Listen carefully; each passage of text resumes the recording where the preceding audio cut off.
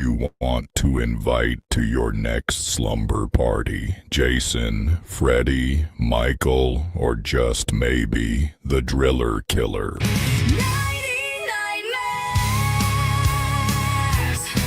Sleep shirts with a flair for horror. Rock it out with Freddy, chill out with Jason, and pig out with Michael.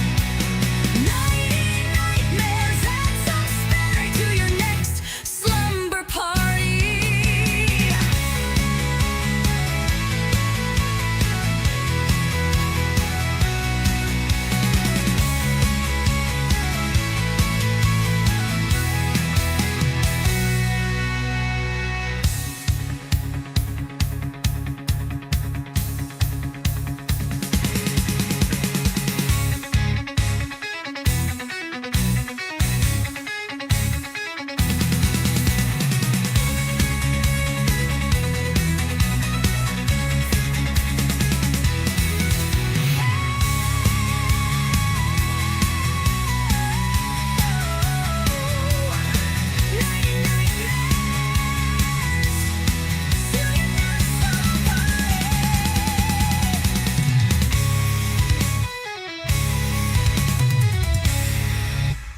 Announcing Nighty Nightmares sleep shirts, exclusively available at deaditesondeck.com. Come on down to the drive-in tonight. Evil Dead chick is screening a slasher double feature. Slasher Fest is here. Bring your popcorn with extra butter, please. Put some soda on ice. Let's go!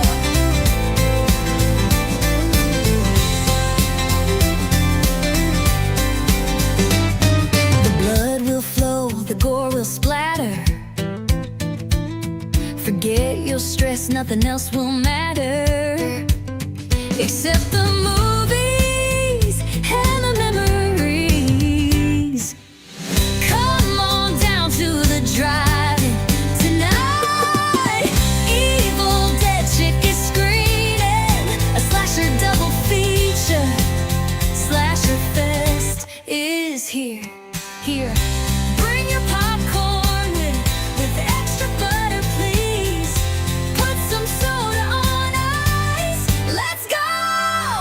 The blood will flow, the gore will splatter. Forget your stress, nothing else will matter except the movies and the memories.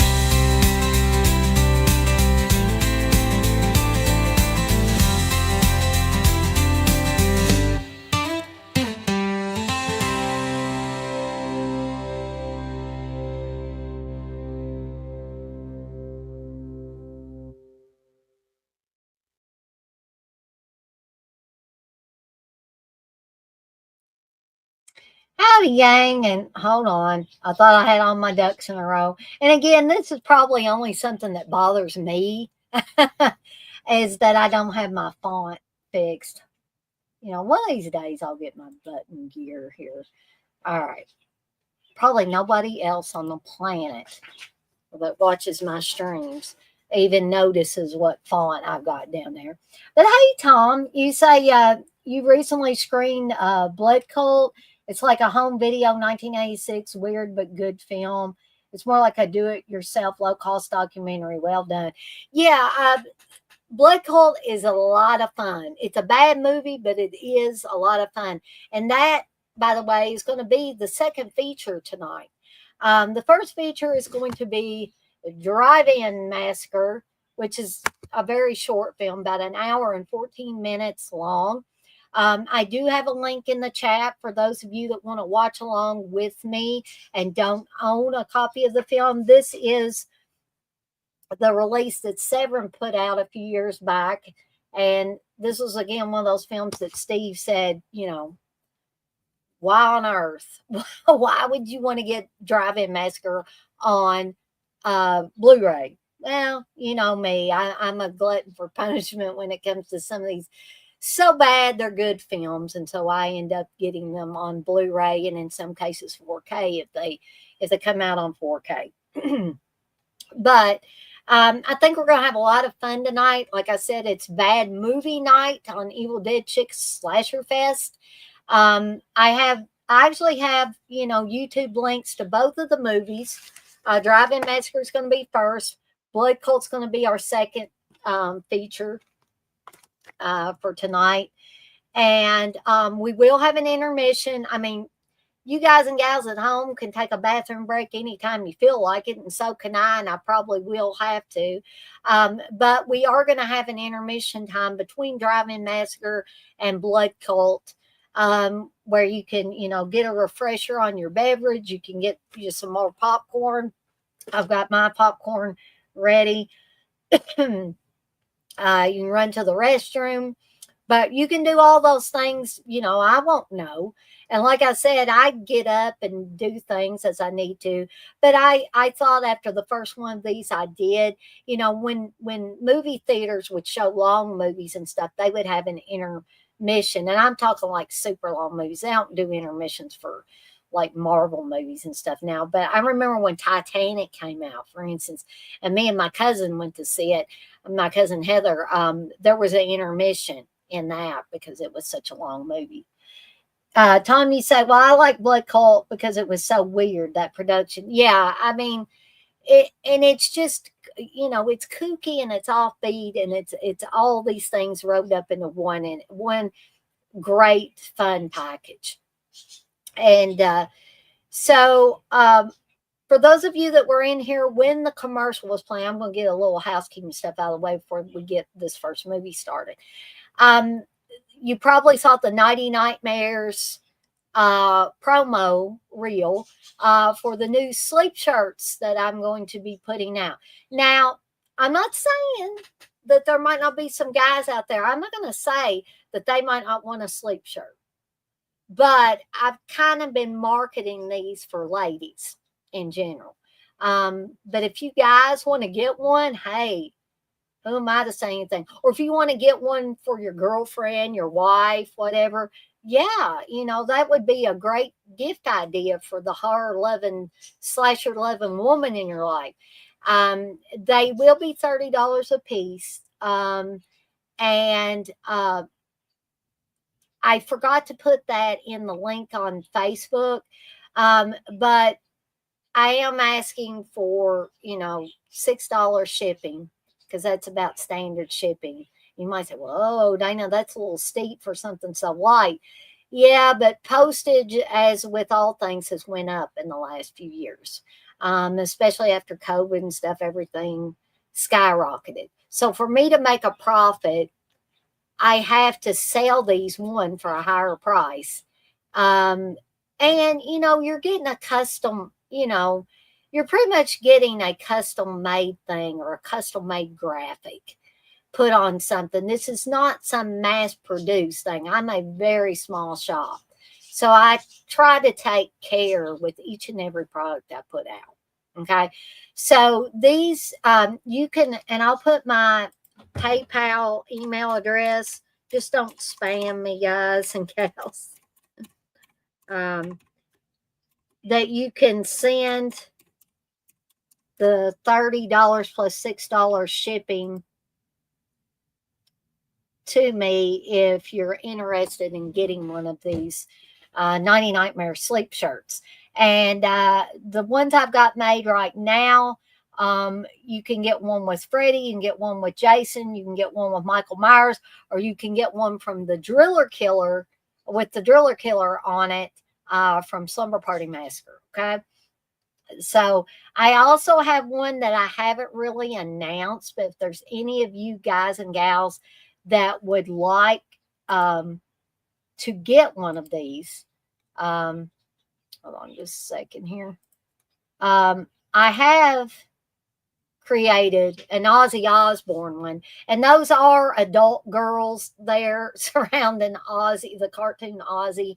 As many of you know, Ozzy Osbourne passed away recently. So if you're a fan of Ozzy and you would like to get one of these, Ozzy came to my slumber party graphics put on a sleep shirt, you can let me know. This one will also be $30 plus $6 shipping. Okay, so I just wanted to talk about that as well because I hadn't really announced that. So, um, anyway, I know I've been kind of sporadic this past week. I had a lot of things going on with work and otherwise. Hey, Gory Tiger. And so I didn't get to do the full lineup of programming that I wanted to do this week. So hopefully y'all will forgive me for that. And next week, hopefully things will be back to a normal level as far as programming. You may have noticed me and Candace did not get to do a Friday Foolish this week. We're going to try to push for next week. So hopefully we'll be able to do that. And I also wanted to let you guys and gals know that I've already picked the movies for next month's, for September's Evil Dead Chick Slasher Fest, which of course is the first Friday of the month. And that will be for I Spit on, or Last House on the Left, and I Spit on Your Grave. So use a little discretion. Viewer discretion is advised, folks. If you don't know what Last House on the Left and I Spit on Your Grave are, and these are the original ones, folks, not the remakes, I urge you, before you show up for this or before you attempt to view either of these films on your own, do your homework, folks, because these are not your regular garden variety film.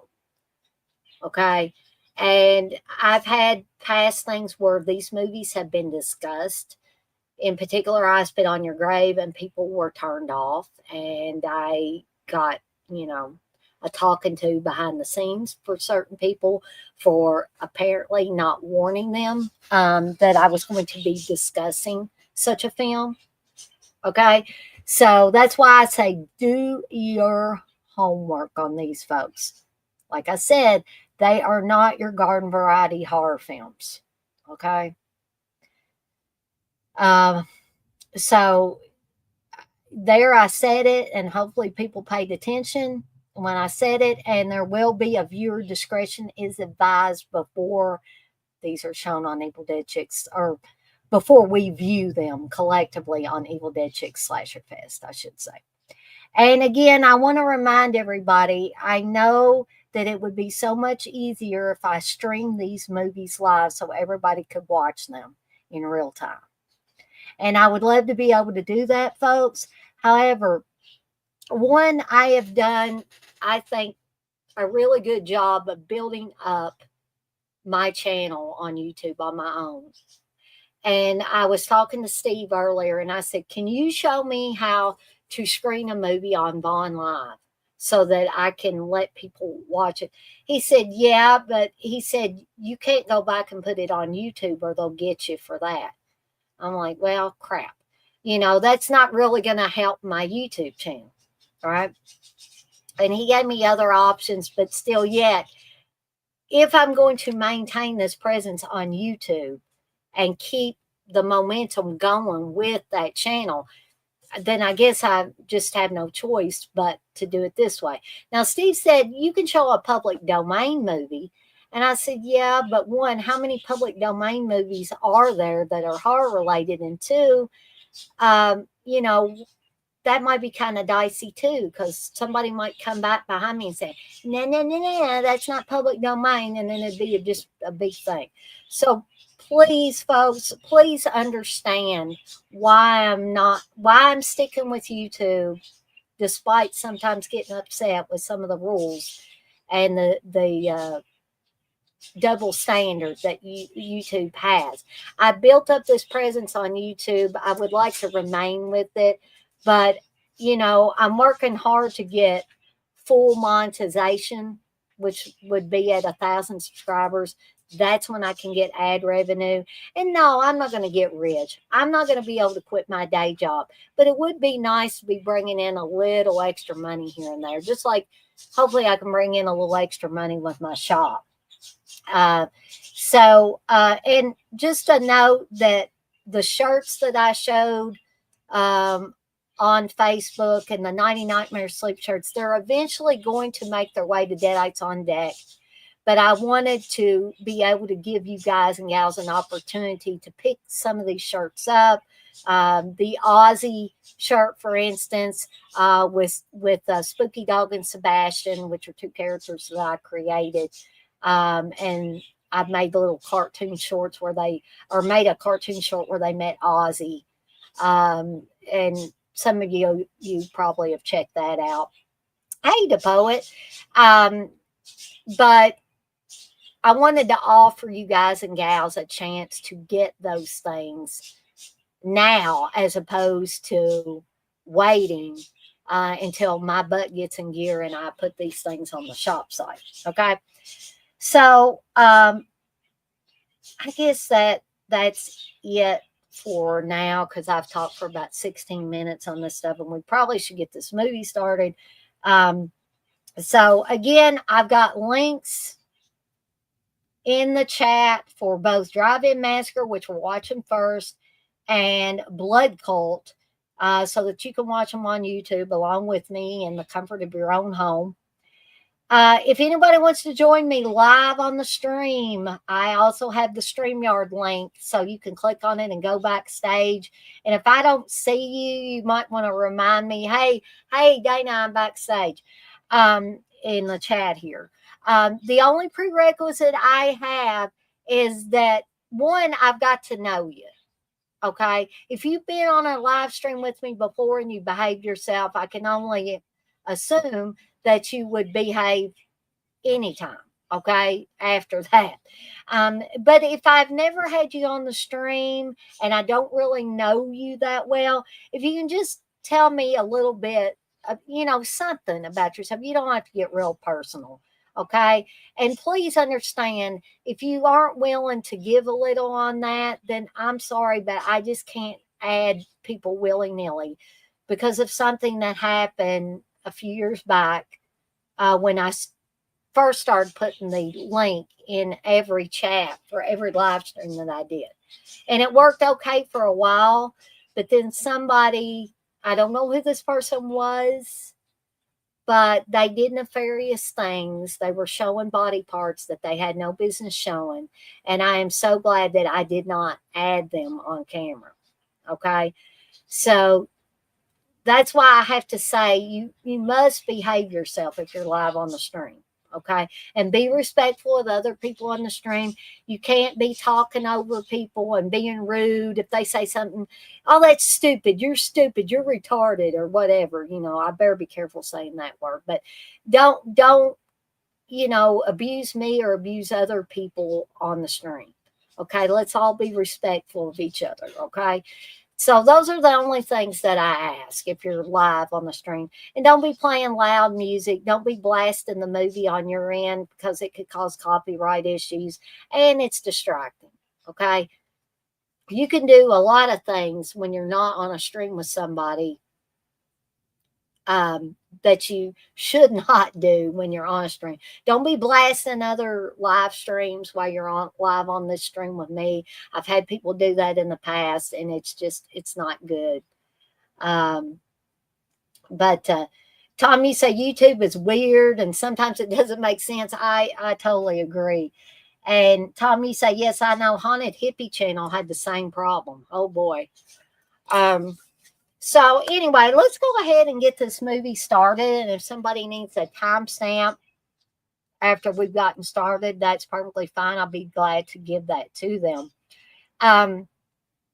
Also, I just wanted to say that for those of you that haven't joined me for Evil Dead Chick Slasher Fest before, for the past 3 months, this is kind of loose and free form, a little bit more laid back than the watch-alongs. Sometimes I find myself, rather than talking about the movie, I just find myself watching the movie and then I'll make comments. So I may be a lot quieter during the Slasher Fest than I am the watch-alongs, if that makes any sense.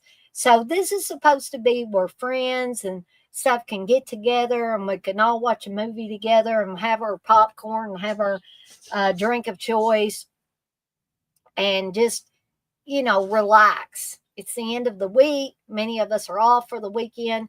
Just just kind of, just relax and enjoy a so bad it's good movie. So here we go. We're going to go ahead and well, I'll give y'all a minute or two to get queued up to where I am. I am queued up 11 seconds in on my Blu-ray to the beginning of the film. This is a film that just basically starts. Um, and I'm on the drive-in screen. There's a blank drive-in screen showing. And I'll give everybody a minute or two that's going to be watching along with me tonight to get synced up as best you can, and then we'll do the countdown and get started. So, but I hope everybody's had a pretty decent week this past week. Mine was okay. Had to work a little bit over and was not expecting that today, but you got to do what you got to do to get stuff done, right? So, hopefully, we have several people in here. I know I tend to run off at the mouth a little bit, and I think sometimes that drives people away because I had 5 or 6 people in here, and now we're down to 2. So, I think sometimes too people will see they just kind of are cruising. It's like they're cruising the halls of YouTube, and they take a look and say, "Oh, what's this person doing?" And if it doesn't seem interesting in a few seconds, they're like, tune out. Some people have computer issues, internet issues too, and that causes them to bounce in and out as well. Um, so, anyway, let's go ahead and do the countdown, and we will get started with this first movie. Here we go. 3, 2, 1. Press play. We are off and running with a Sam Productions Inc.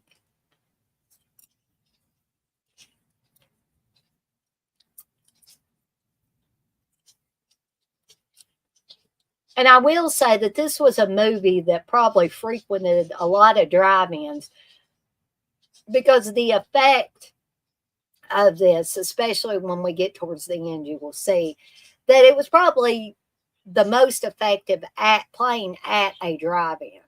Okay.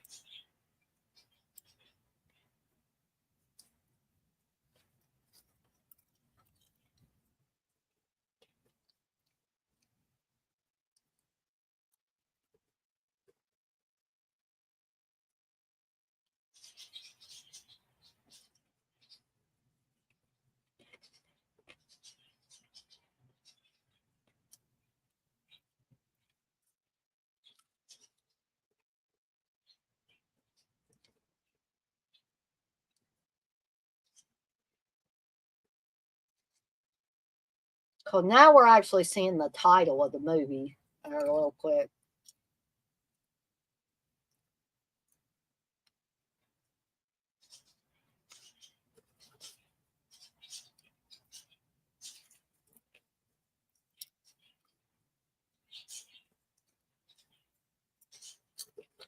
And there's going to be one big scene with Janice Blythe in it. If you don't know who Janice Blythe is, she was one of the, I think her name was Ruby on Wes Craven's original Hills Have Eyes.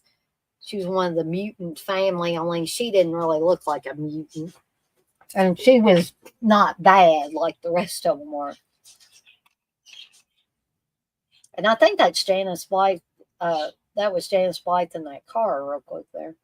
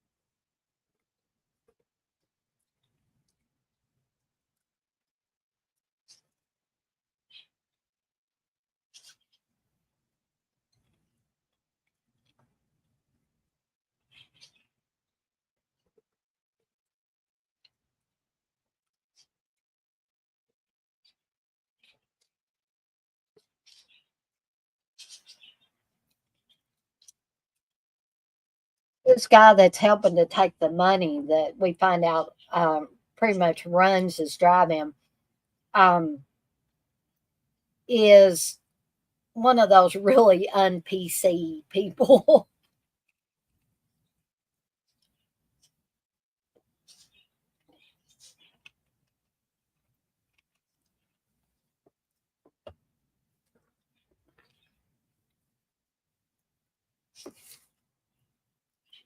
Of course, this was back in 76. This movie's as old as I am. I was born in 1976.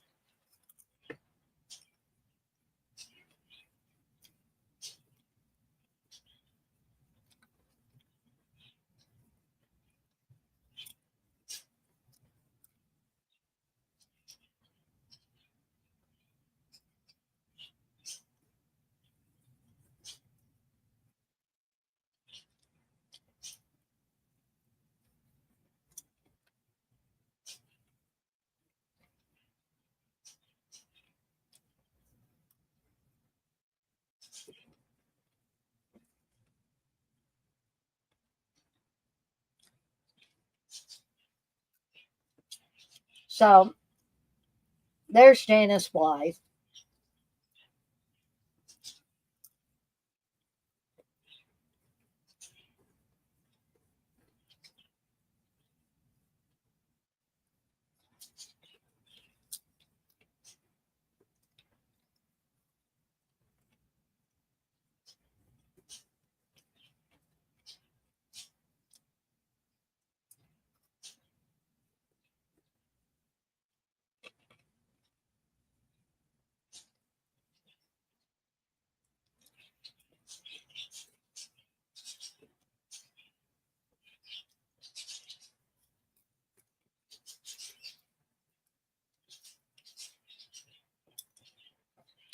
Okay, so I always find this movie so, or this part of the movie so funny because this couple, excuse me, this couple is getting ready to do what a lot of couples would do at the drive-in, especially back in these days, is have sex in the back seat, right?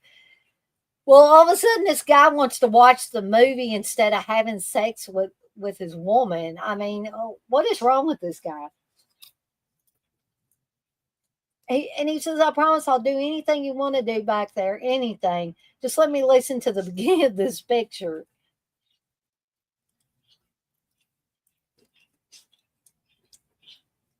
I didn't think there was any man on the planet, red blooded American male that would turn down sex with a woman to hear the beginning of some movie. So, this is one of the big scenes, folks. See how he's leaning out the window there, trying to reach for the speaker. Uh oh. Oh.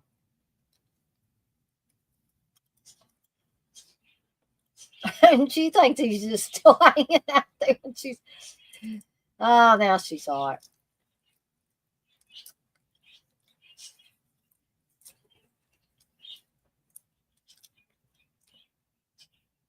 And so now she gets, so Janice Blythe is not in the film very long.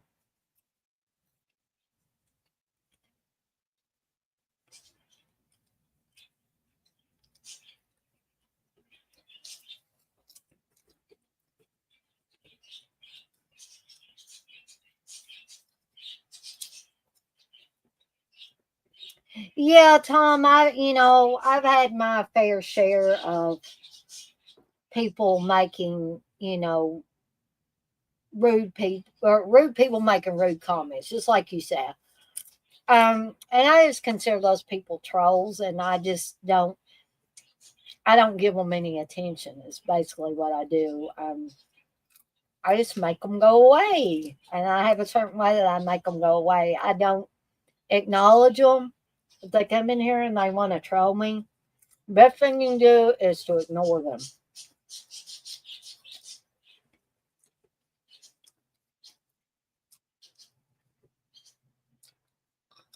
And this guy here is John Golf, who was one of the guys on the ship at the beginning of the fog. I believe. And I think he worked a lot with Buck Flower. And Buck Flower is on this in a weird little scene. I'm going to wait till we get to it. But it's like, what in the heck is Buck Flower doing in this scene? It's him and his daughter, um, Barinka, or how you pronounce her name.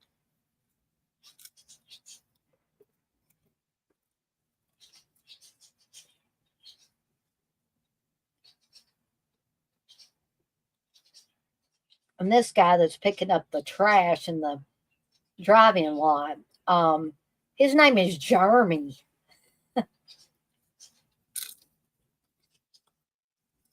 Well, his friends call him Jeremy. I think it's actually Gormy, but he says his friends call him Jeremy.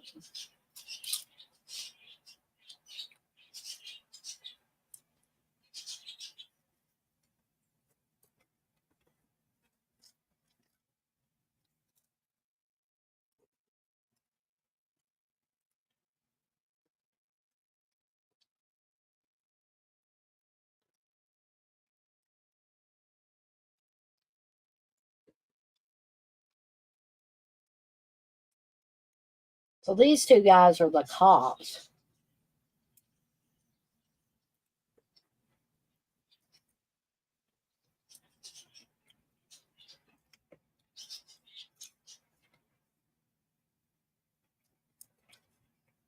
Yeah, Austin Johnson. Well, I liked what one of the guys said. He's what you would call a perfect asshole.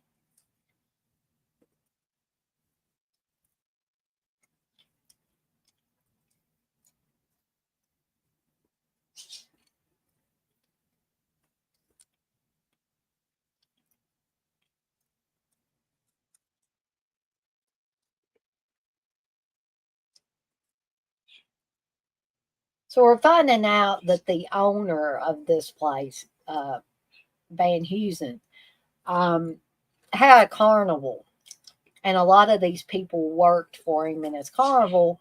That he decided to close down the carnival and open a drive-in. And Jeremy was one of them. I think he worked with swords or something, and I think Austin Johnson did as well.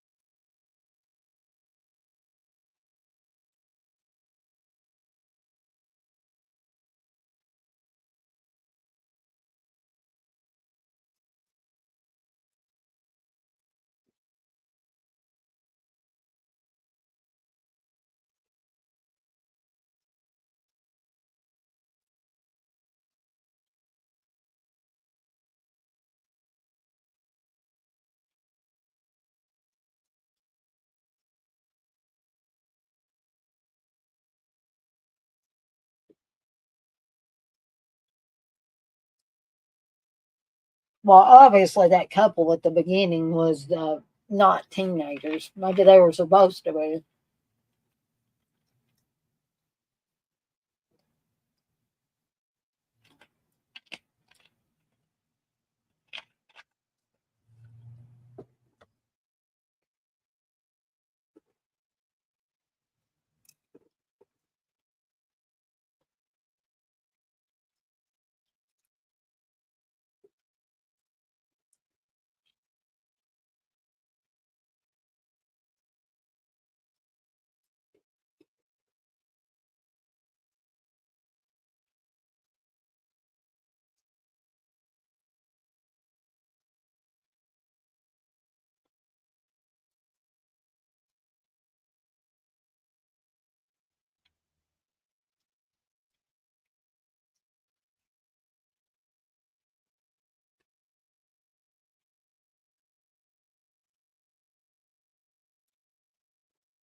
Oh, so Jeremy says he was a geek in the carnival. He bit the head off snakes.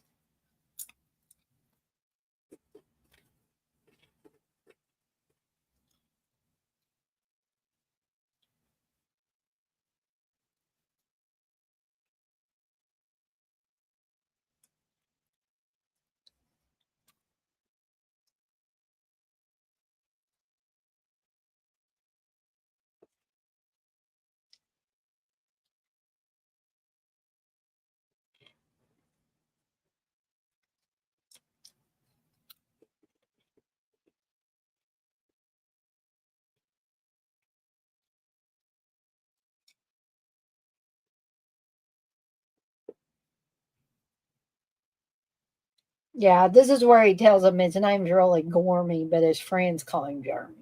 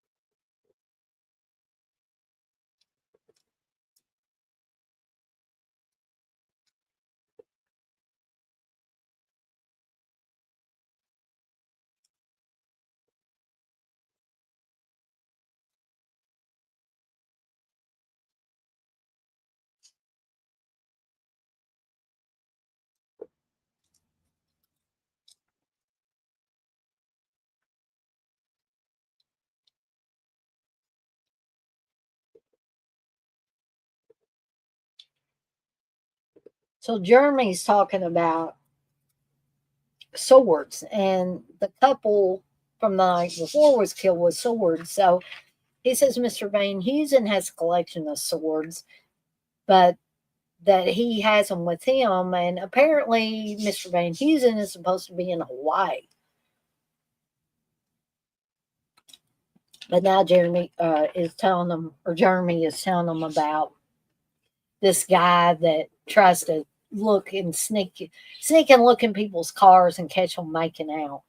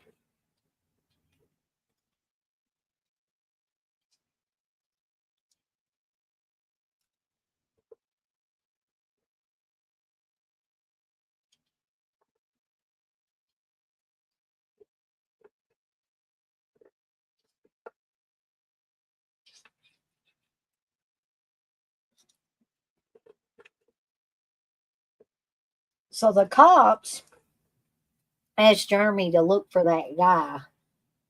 And she sees him, the one that was, trying to catch people making out, to get his license plate.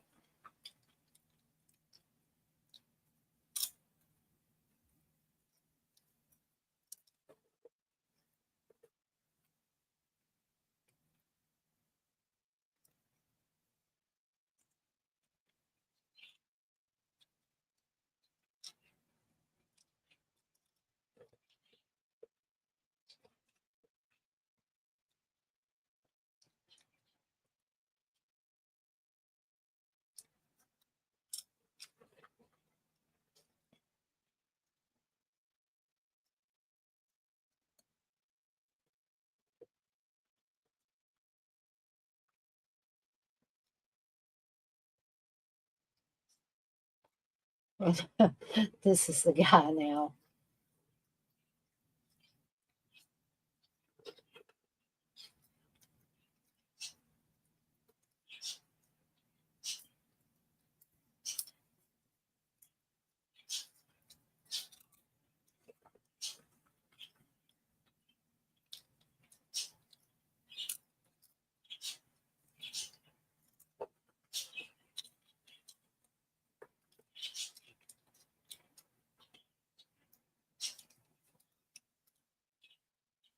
I don't know if this is the case, but the guy in the yellow shirt there looks like the same guy that was with Janice Blythe earlier.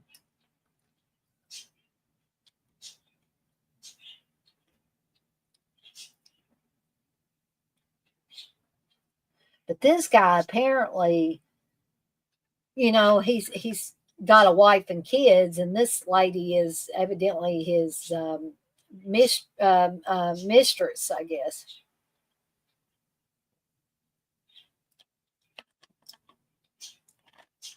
And she's, complaining that, she's been very patient. And he's like, I can't just leave my wife and kids. Sound like to me, though, he's the guy that wants his cake and eat it too. So,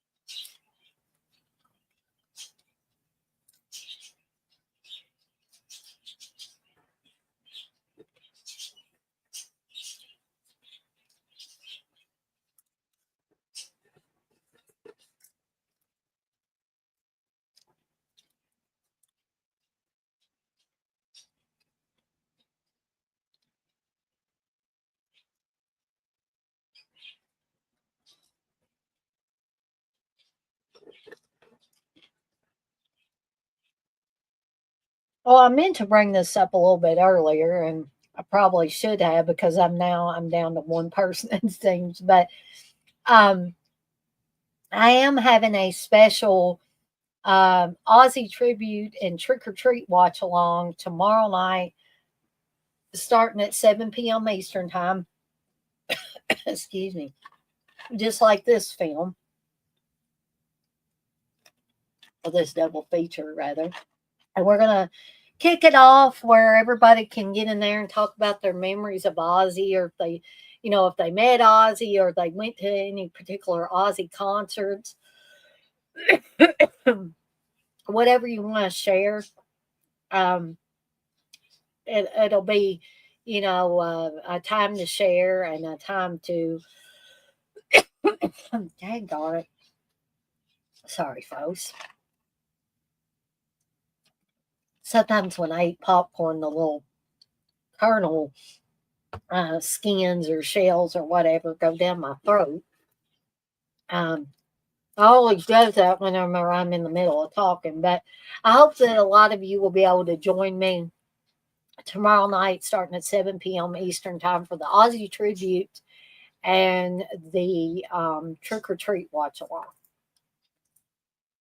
That's the trick or treat from 1986. It actually has Ozzy in it.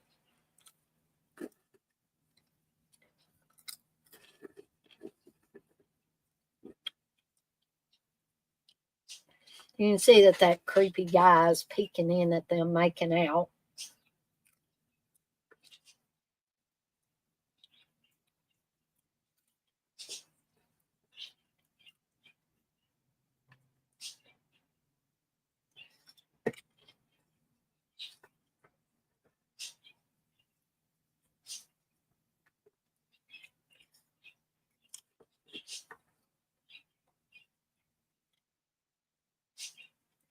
And I know a lot of you guys and gals watch these on the replay because I've noticed that oh, there we go.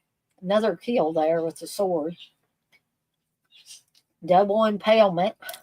Um, but I noticed that a lot of people watch a lot of the watch alongs and these Evil Dead Chick Slasher Fests on the replay, and that's cool as well because I know not everybody has all the time in the world to watch every live stream that they would like to. That is what is one of the great things about YouTube is that hopefully all these will remain on here so that you can watch them in a later time.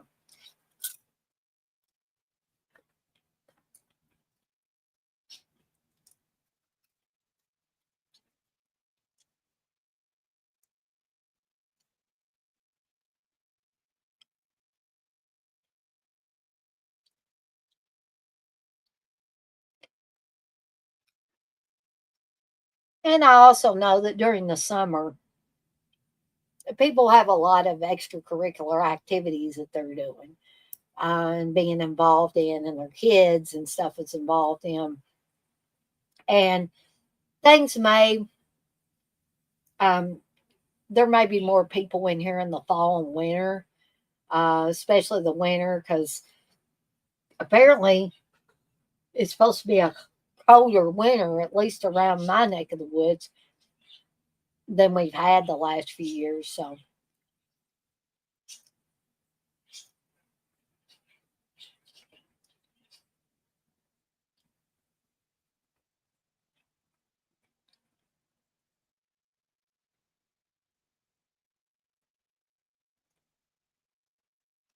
but after this killing, they do have the weapon. Apparently, the killer must have had gloves on because there's no fingerprints on it.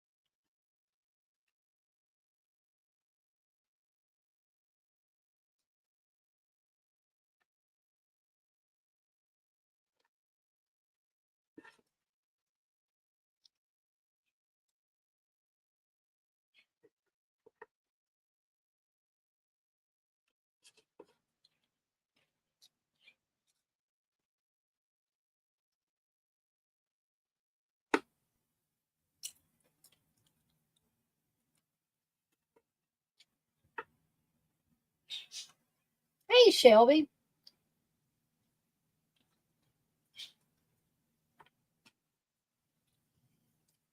Gang, I hate to, but I have to have these unscheduled bathroom breaks sometime. We're about 30 minutes into the movie, so we've got less than an hour left to it. But I'm going to take myself out of the stream momentarily and I'll be right back.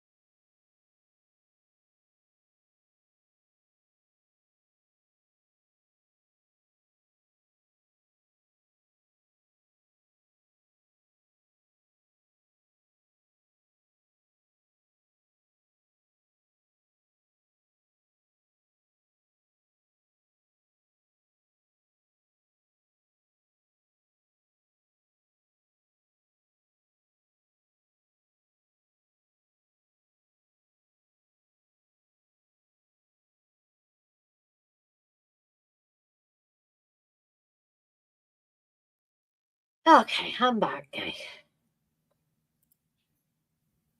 So here's where they're um, gonna talk to this creepy guy that's creeping around the.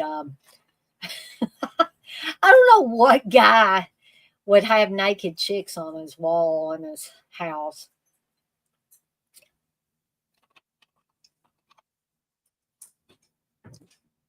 But this is that creepy guy that keeps driving around the parking lot or the drive-in lot, trying to catch couples that are making out or having sex, so he can get his jollies. Apparently, so basically, the two cops are playing good cop, bad cop.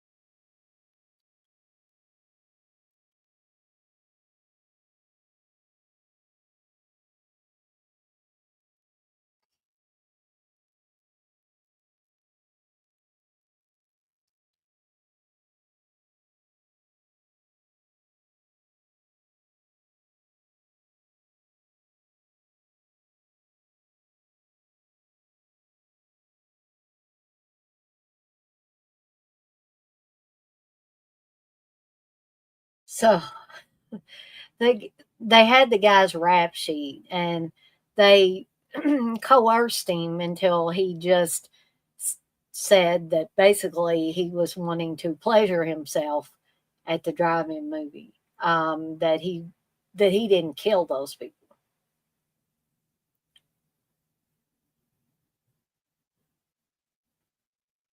So now, of course, the cops are wanting to take a look around his home here.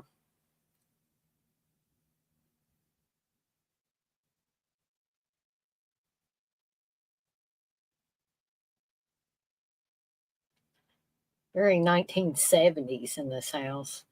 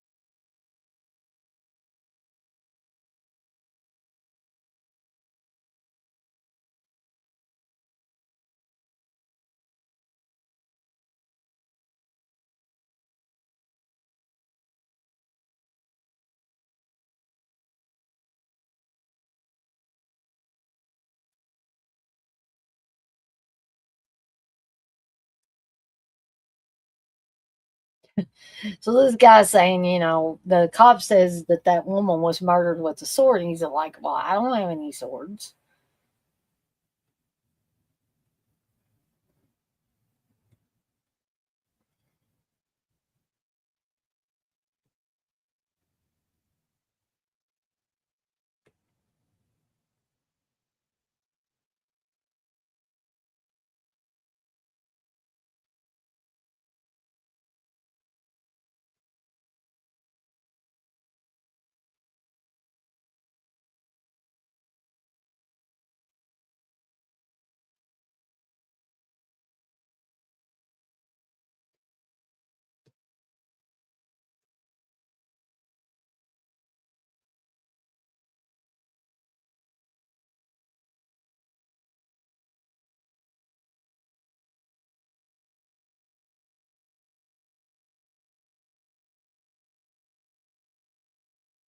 So now they want to look through his car. So apparently, we're going to find out that Orville, I think's his name, um, has got something in the car, either in the trunk of the car that he doesn't want them to see that looks suspicious, or he's just scared.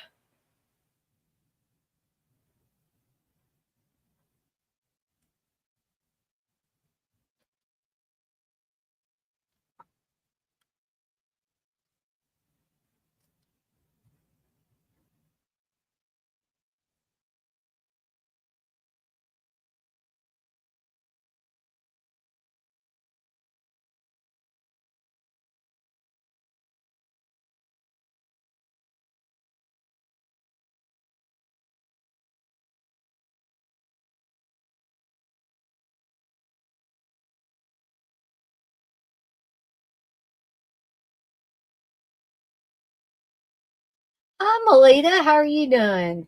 I'm doing pretty good. It's Friday, so I'm always doing good on Fridays.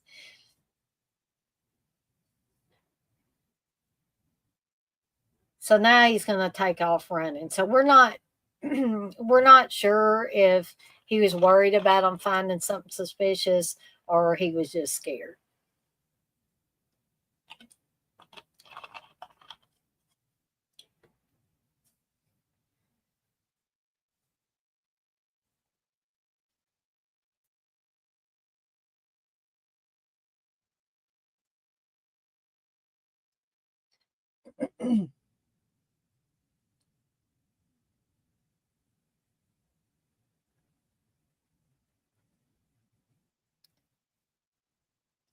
Now, John Goff's character doesn't look old here, but I don't know that he could keep up with this guy as well as it's making it look like he does.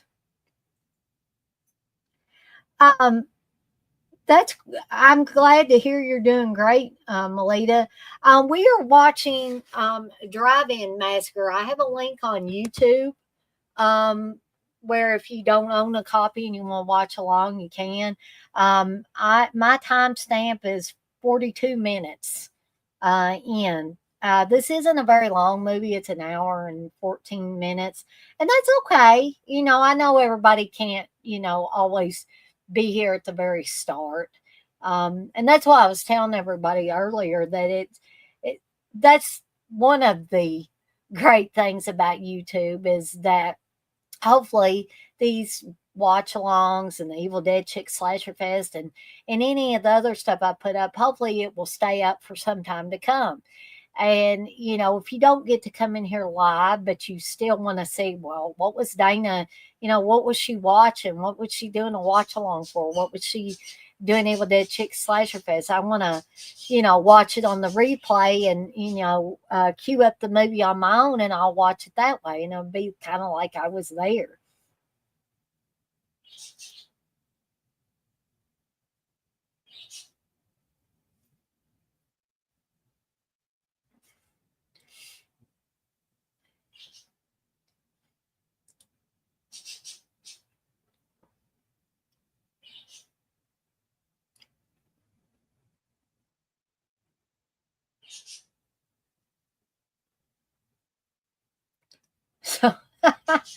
So much for him saying he wouldn't be back at the drive-in.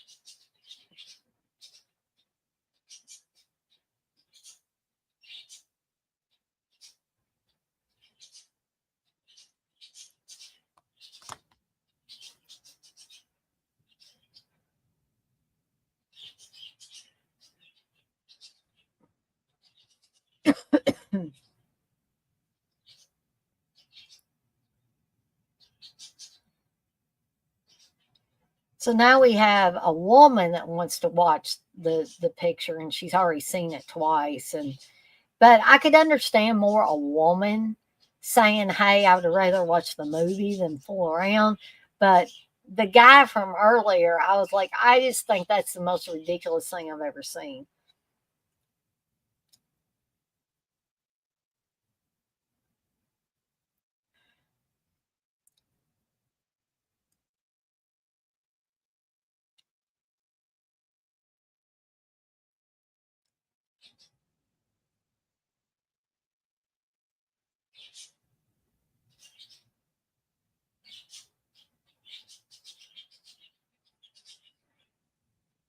So one of the cops is having to dress as a woman. I don't know if they had to flip coins or flip a coin to decide who was going to dress as the woman or what.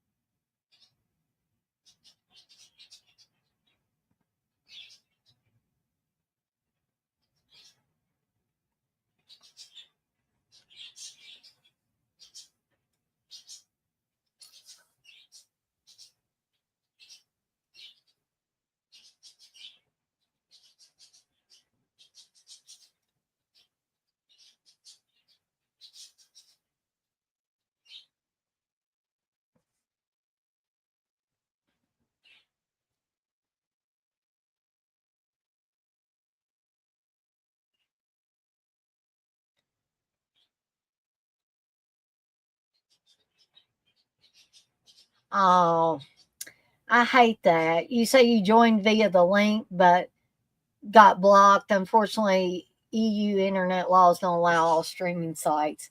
I'm sorry about that, Melita. That sucks.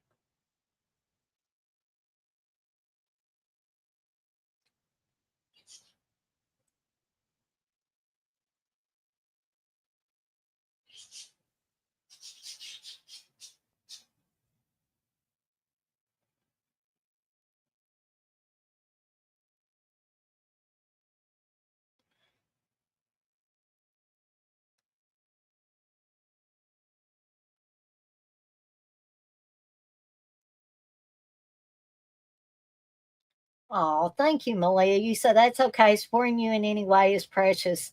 Love your dedication and kind attitude. Well, I always try to treat other people kind and treat other people the way I'd like to be treated. That's the way I was raised. And unfortunately, not everybody was brought up that way, apparently. But,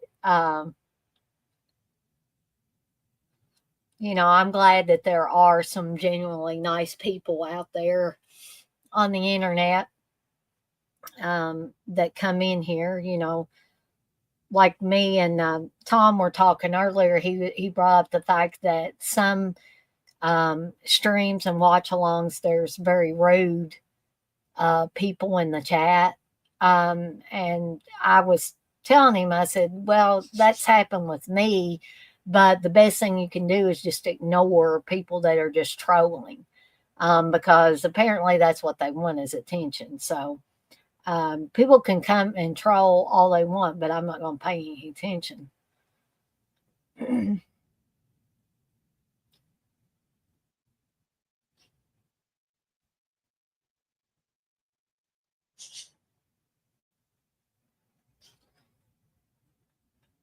So apparently that woman pissed her man off because he wanted to mess around and she wanted to watch the movie.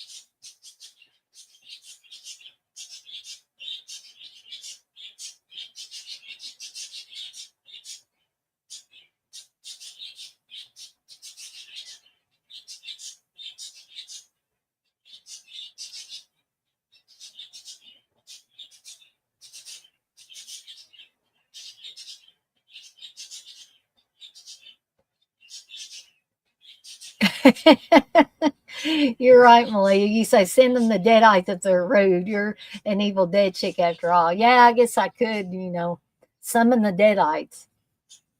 I think I'd need a Necronomicon though.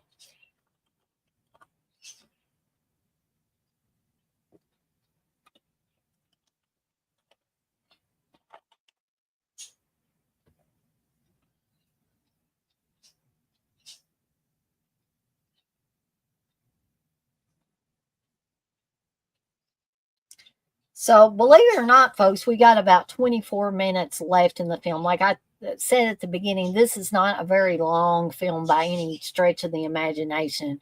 An hour and 14 minutes. It's not very long for a movie, but a movie like this, I don't think it needs to be long. Now, the second feature that we're going to be watching after the intermission, after this one is over, just want to remind y'all is Blood Cult, which is a little bit longer. It's at 89 minutes, just shy of that 90-minute mark, which is kind of a normal length. Um, but I don't think any of these movies of this caliber need to be super, super long.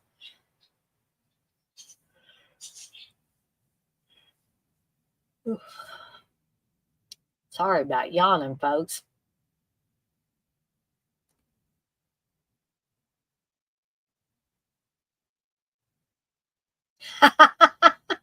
Well, you say I have a replica at home if you want to invoke the Messies to the roots. Athens is only a day away. Oh, think of the trouble we could get into, Melita, if we lived closer.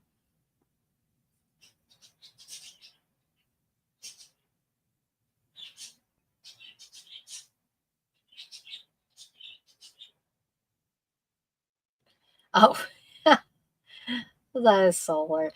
Some of these kills in this, I mean, some people would think I was awful for laughing, but like the chick that was wanting to watch the movie and her man got mad and left the car for a little bit. When he came back, she was beheaded.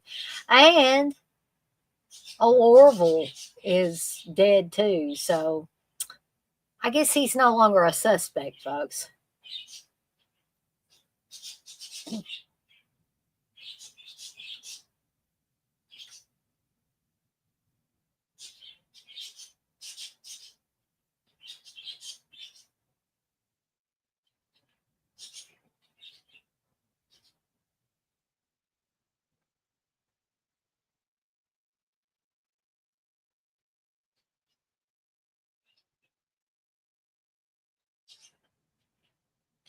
Malia, you say, I'm planning to visit Texas in October for Halloween. I'll bring a copy to you. You gonna come up to Kentucky too, Melita? That's where I'm at. Me and my husband, back when we were dating, we made a trip to Austin, Texas. Uh, was it 2010, 2011, somewhere along? Oh, all the years run together now, and we had a lot of fun.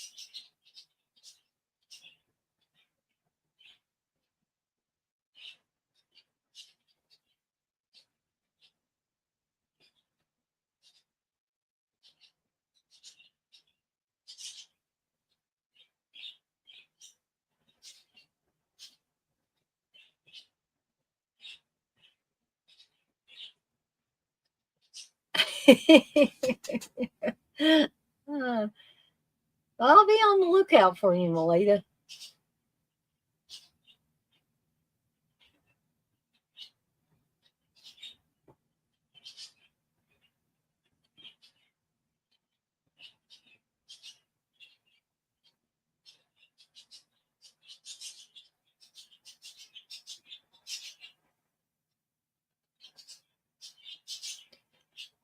And so something else I noticed about this film, and that may explain, the impromptu scene that seems kind of weird and out of place. It's going to come up that has Buck Flower and his daughter in it.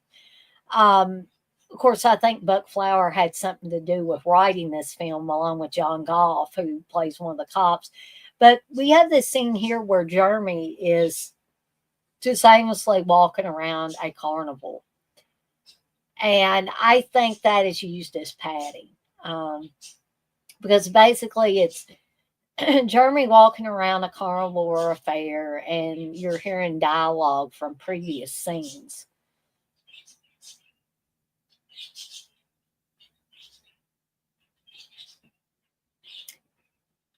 So, oh, Malia, you're a drag queen. That's cool. Um, I have a friend back home where I'm from that does that. That is a drag queen, and they sing too. So it's really cool. I've seen them perform. You're a firefly in the dark.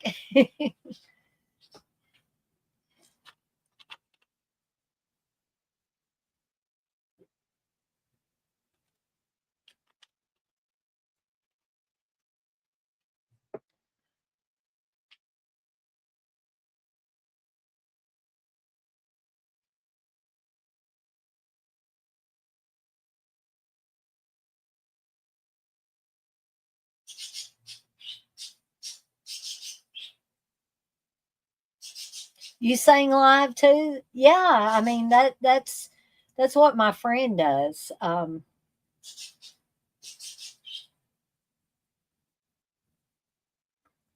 think they go to clubs around close by where they live at and sing.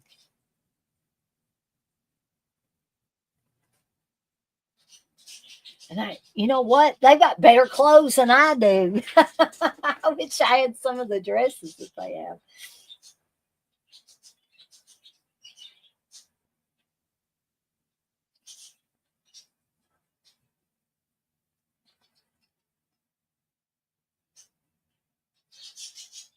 Okay, so here's gonna coming up is the weird scene that, like I said, seems out of place with Buck Flower and his daughter, his real life daughter.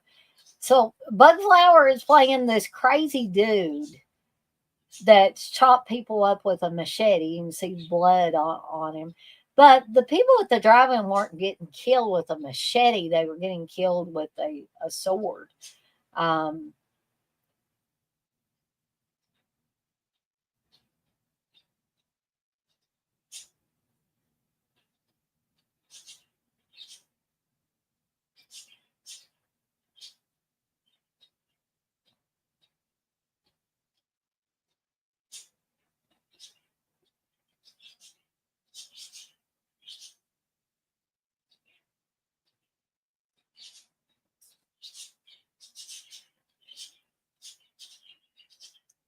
So, gang, we're down to the final 14 minutes of this film.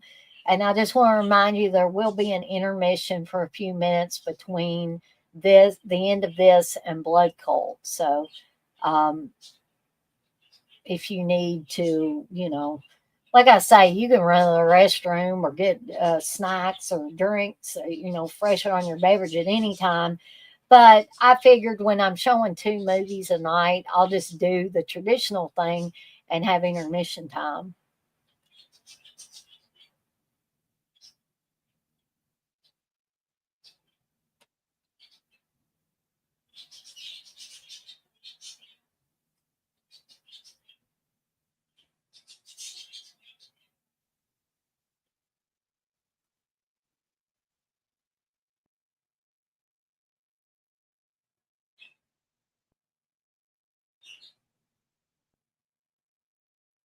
So this guy's young girl or young daughter has managed to get away from him and is running around this warehouse.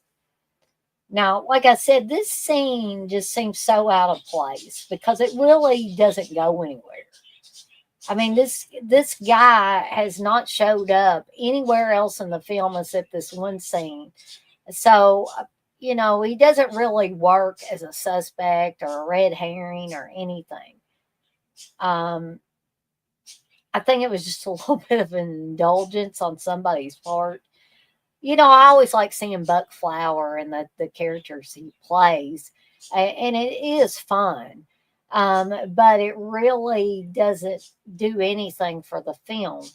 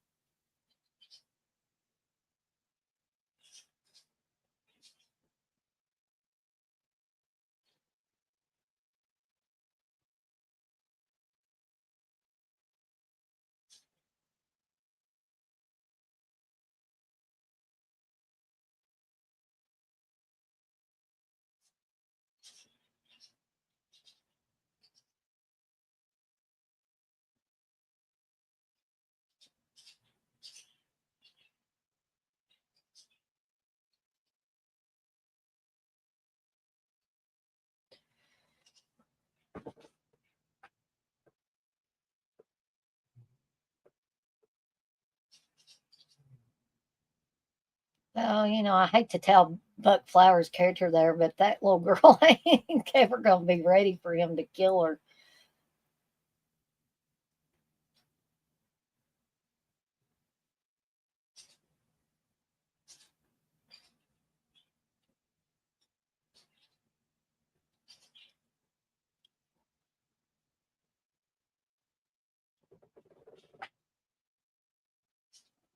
And honestly, I don't think he's willing to wait for her.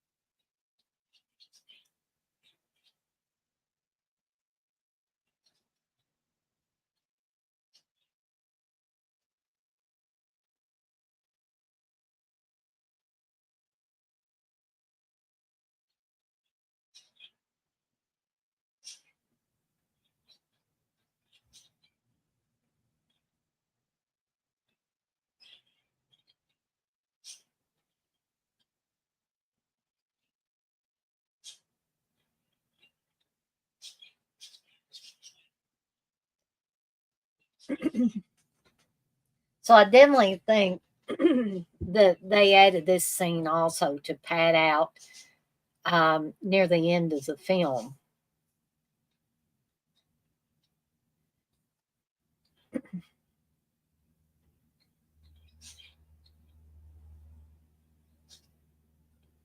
So this entire scene takes place over several minutes.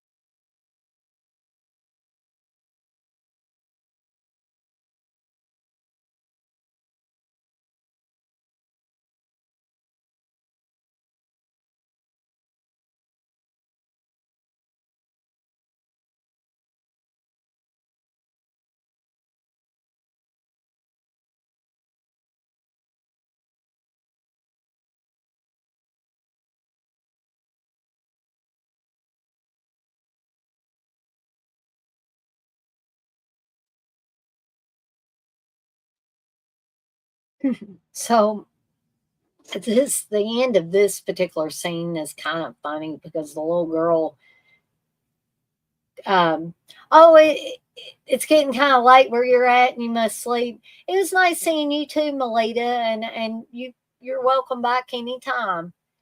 But what I was saying about this scene was, the little girl says, "I don't know why you shot him. He didn't mean to kill my mother. He broke out of the hospital today, and he wasn't on his medication."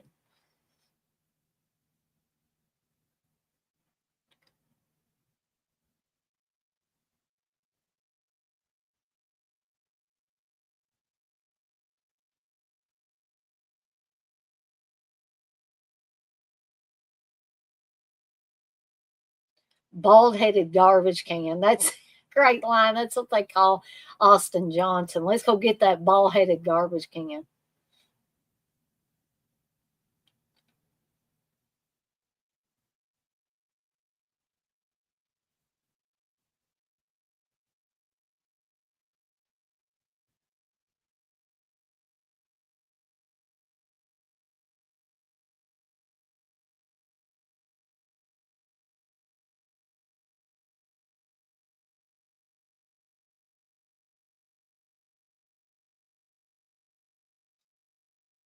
So Jeremy says he's got a going away present for Austin Johnson, and we've also find out that Mr.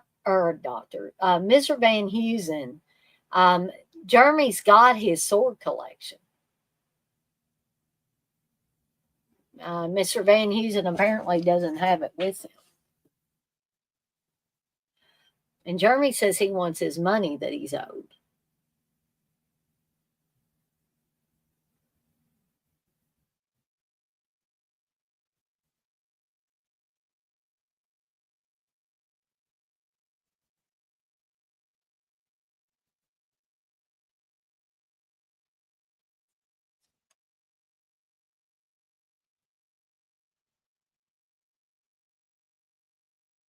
So Jeremy's going to go into the projection booth,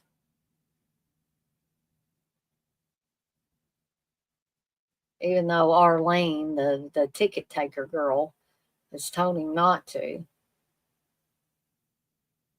But apparently, somebody's getting attacked in the projection booth because it's being projected up on the screen. And the cops show up.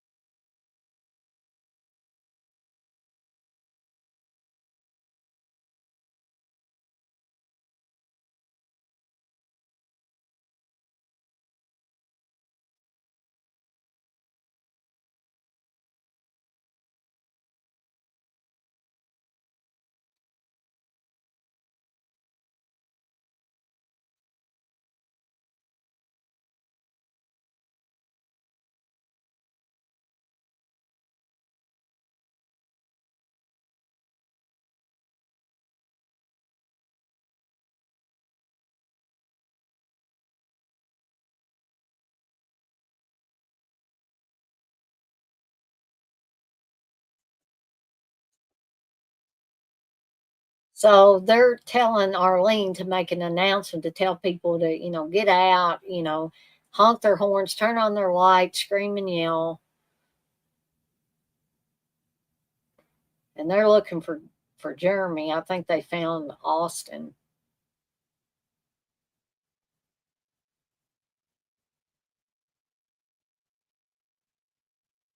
And somebody has apparently killed Jeremy.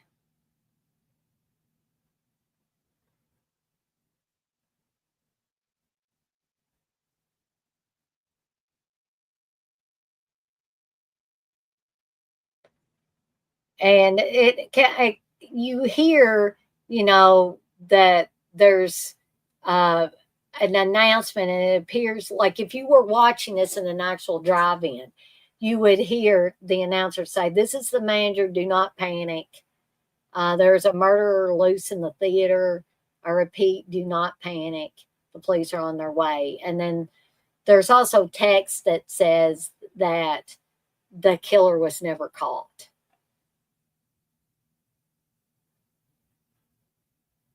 So we are officially at the end of the first feature, Drive-In Massacre. I'm actually gonna, during the intermission, I'm gonna be loading the other movie, which is gonna be Blood Cult. For those of you that either want to stay for the second feature, again, it's going to be Blood Cult. And I'm going to remove myself from the stream, and I'm going to put the intermission up, and it will play for a few minutes. And then I will be back in a few minutes, and we will start Blood Cult. Intermission time. Pick up some delicious hot buttered popcorn at our concession stand. Hamburgers, hot dogs, and nachos too. Plus an extra large ice cold soda to quench your thirst. It's intermission time. Don't delay.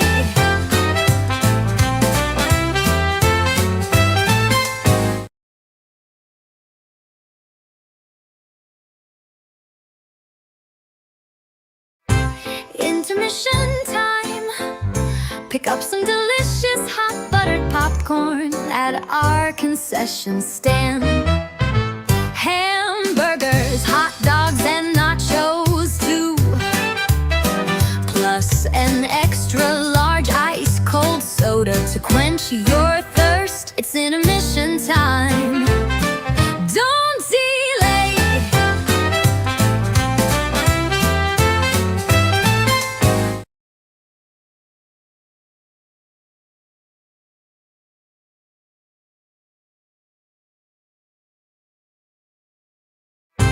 Intermission time. Pick up some delicious hot buttered popcorn at our concession stand. Hamburgers, hot dogs, and nachos too. Plus an extra large ice cold soda to quench your thirst. It's intermission time.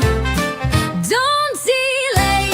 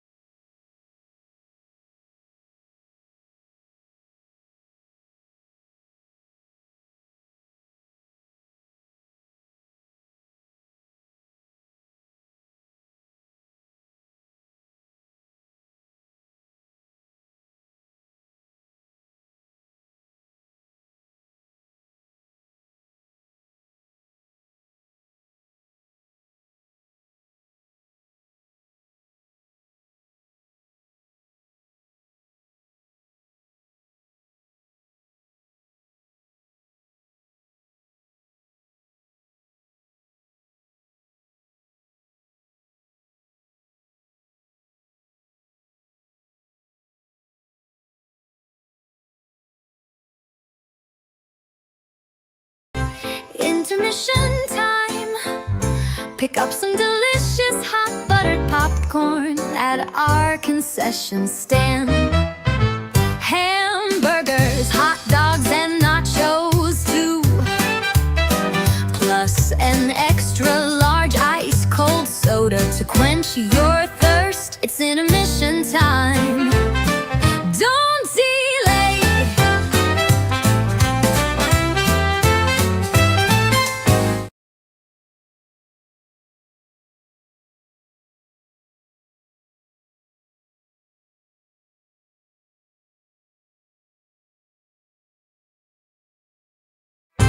Intermission time. Pick up some delicious hot buttered popcorn at our concession stand. Hamburgers, hot dogs, and nachos too.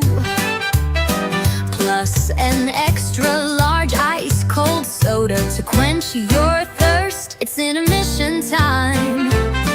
Don't delay.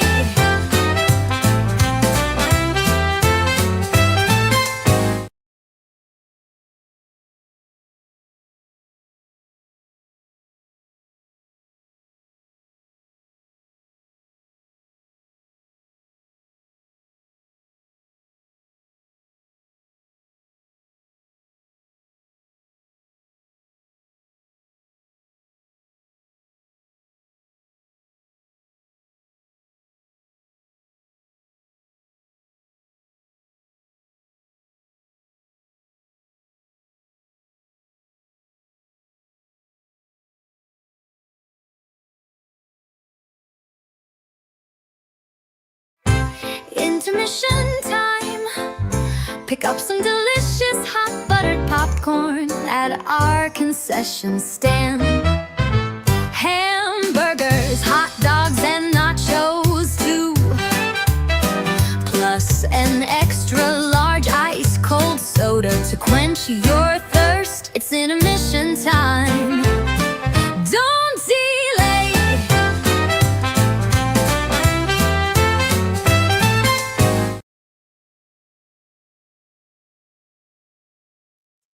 All right, gang, I am back. Hey, welcome back, Tom.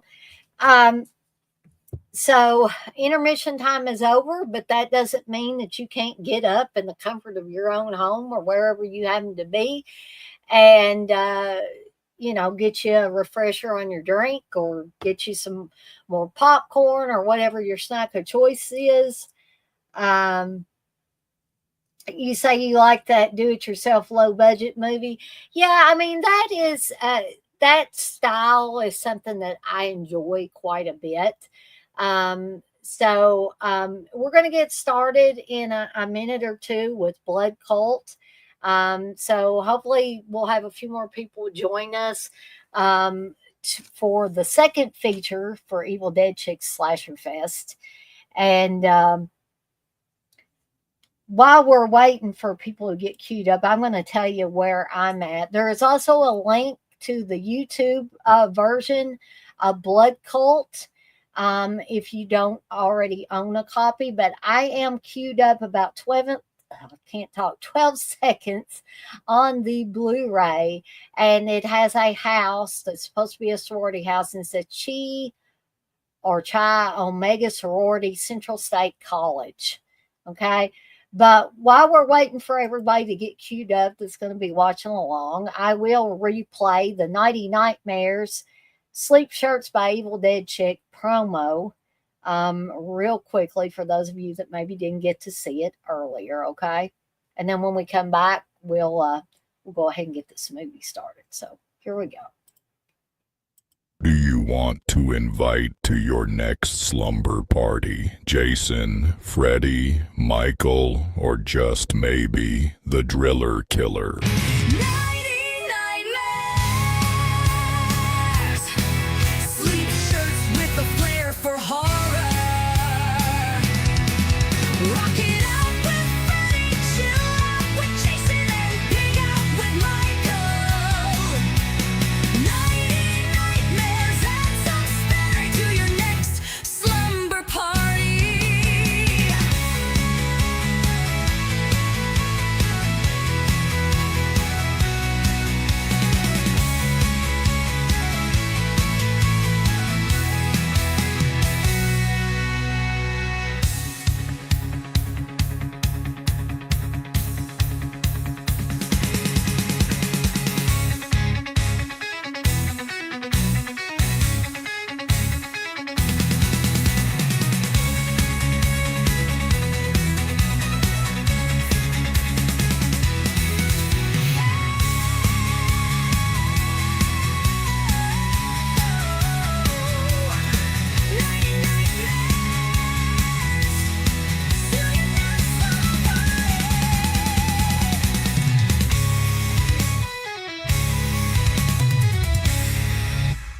Announcing Nighty Nightmares sleep shirts, exclusively available at deaditesondeck.com.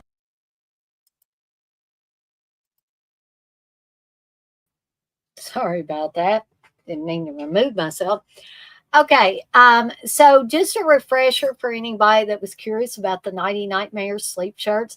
They are primarily for ladies, but I'm not going to tell a guy he can't buy one if he wants to. I would be glad to have you as a customer. And I'm not laughing because I think that's funny. I'm just saying that guys can wear these too.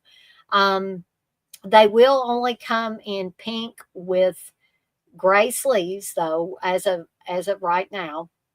And I have all those designs, more coming soon. I have all those designs that will be up for sale.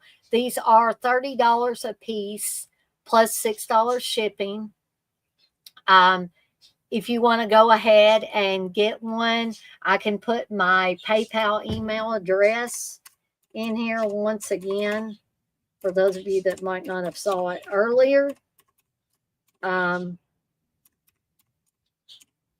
And just, if you want to send the money that way to my PayPal email, and just let me know the size you want and your name and your mailing address.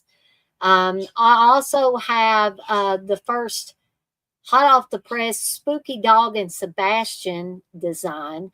In light of Ozzy Osbourne's passing, I decided for my first one, hot off the press, to be Spooky Dog and Sebastian meet Ozzy Osbourne.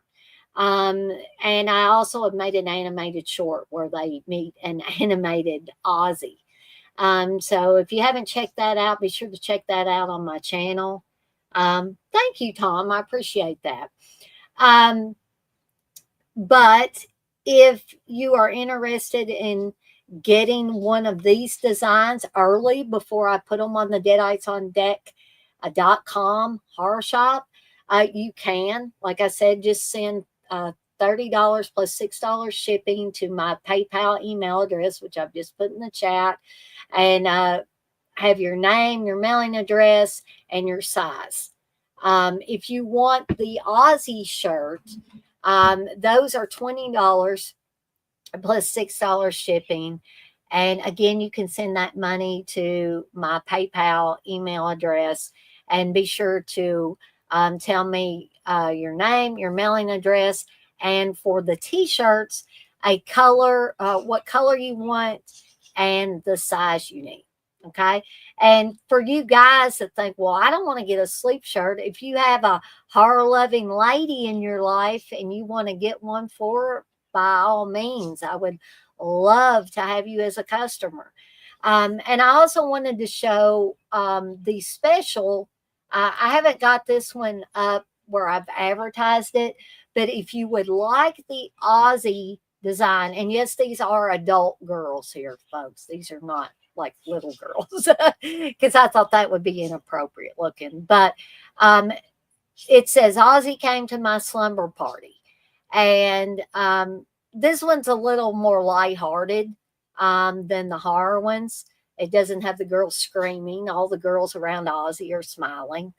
And Ozzy looks happy to be there, surrounded by these pretty girls. But anyway, that one is also available as a sleep shirt design. And again, that one is $30 plus $6 shipping. And just let me know that you want the Aussie design. And I've only got one Aussie design right now for the sleep shirt. So if you tell me I want the Aussie one, then I'll know that you want the design that I just showed on here. Okay. So let's go ahead, and I've blabbed enough, I think, to give people enough time to get queued up if they're watching along. So we're going to go ahead and do the countdown, get this started. We're just shy of 9 p.m. Eastern time. And here we go. 3, 2, 1. Press play. We are, again, off and running. with the second film. And boy, I'm glad this one has subtitles, because some of these low budget ones, you don't get subtitles, even if you've got a Blu ray or a DVD. So I will say that this scene at the beginning, of course, we got a girl in the shower, um, is a very bloody scene, and also, I mean, I think it's kind of scary. I mean, there's some goofy stuff in this film throughout, and there's bad acting and all that other stuff. But this first kill that's going to happen soon, I think is very effective.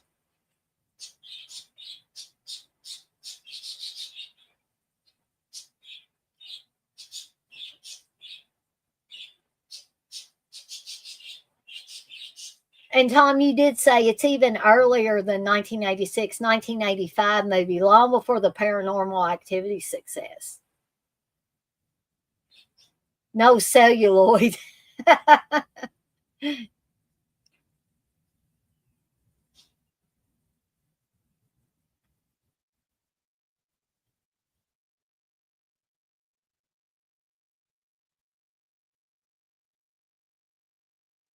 I always thought that was funny. Tammy, did you get the pizza? Did you give me the anchovies? It's like, okay, if she went out to, if somebody named Tammy went out to get pizza, would she forget? Are these gals that ditzy?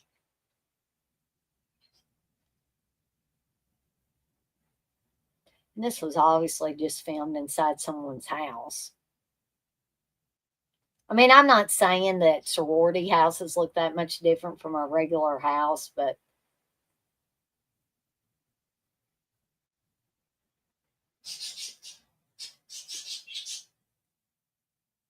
I'm sure it was just cheaper to film in somebody's house than to go location scouting and look for a house that looked like what they wanted.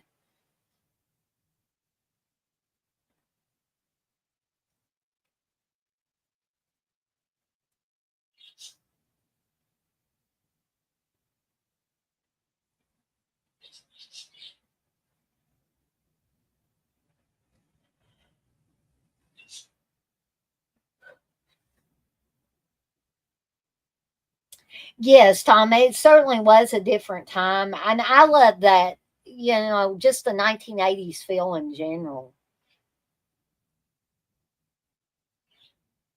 Yeah. And things were a lot, when I think back on it now, things were a lot less hectic. I mean, I was a kid too. In 1985, I was 9 years old.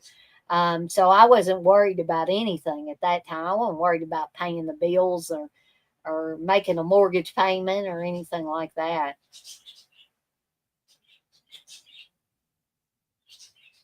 This chick must take long showers too. I'm not sure why the killer thought that they needed to turn off the lights in the house, but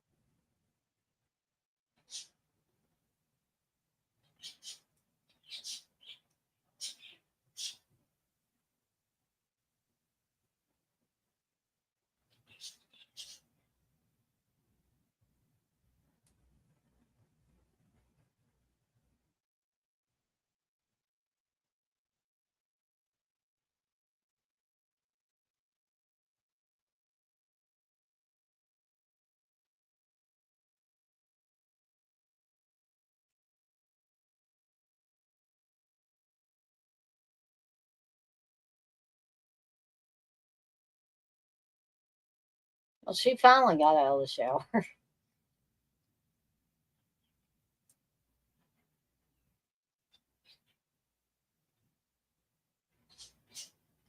Since it's getting dark out, I'm going to walk over and pull down the shade. I was kind of letting the natural lighting come in here for a while. I'm probably going to turn on my lamp here so I don't appear to be in total darkness, right?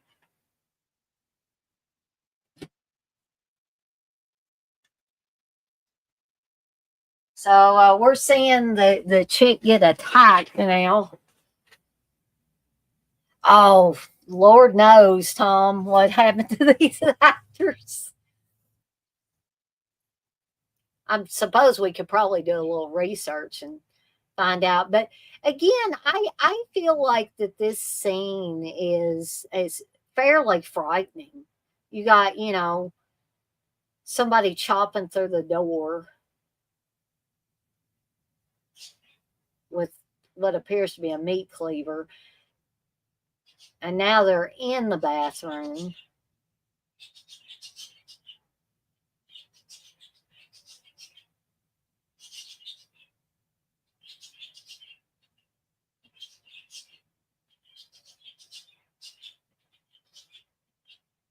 I mean, this is a pretty bloody scene to start off the film with, too.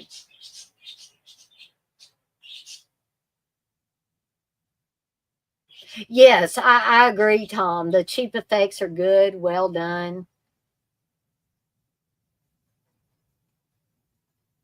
I love too how when her dead hand was sliding down the shower wall, there was still enough strength in her hand or enough life in her hand to turn on the water.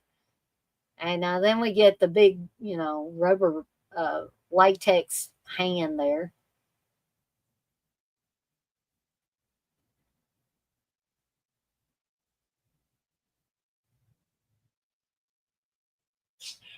And that looks sort of goofy. And then, of course, the killer will take a body part but leave some kind of medallion um, on the bodies.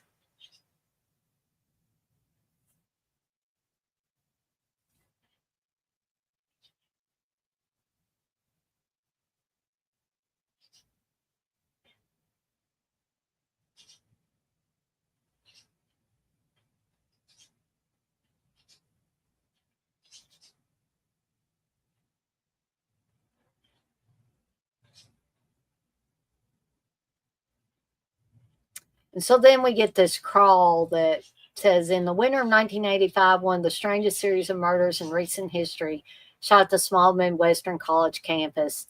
The tragedies began on a cold November night and would grow into a crime spree that affected the entire community. It baffled even the experts. And it goes on to talk about the sheriff, Ron Wilboys, um, and he was coming up for re-election. So, it would behoove him to resolve these murders.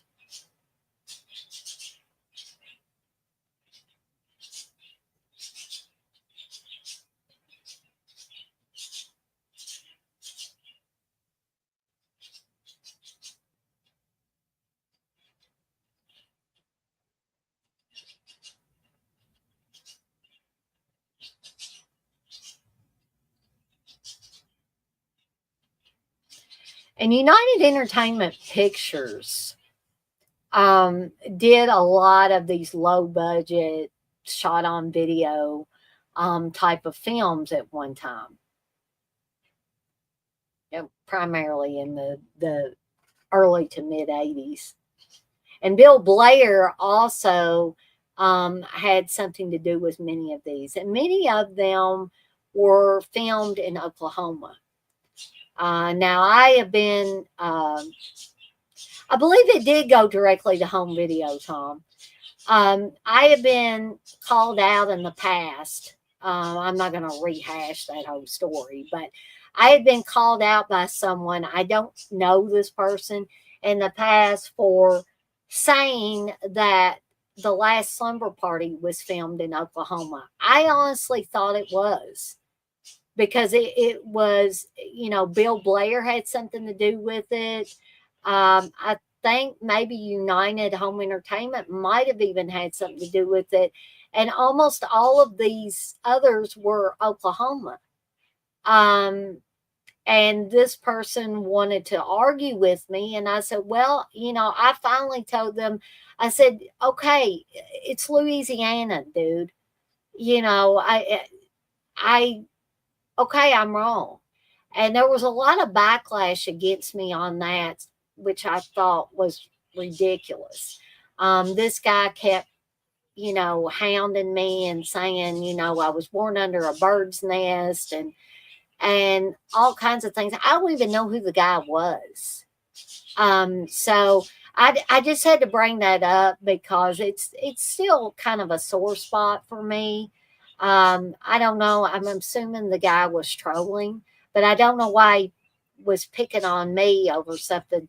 Some people get stuff wrong. Everybody's not perfect. Um, hey, Uncle Bill. Um, you, I'm sorry. You said finally got one lice live, not live. Yeah, you certainly did, Uncle Bill.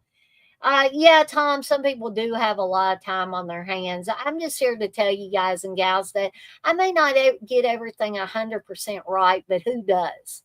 And,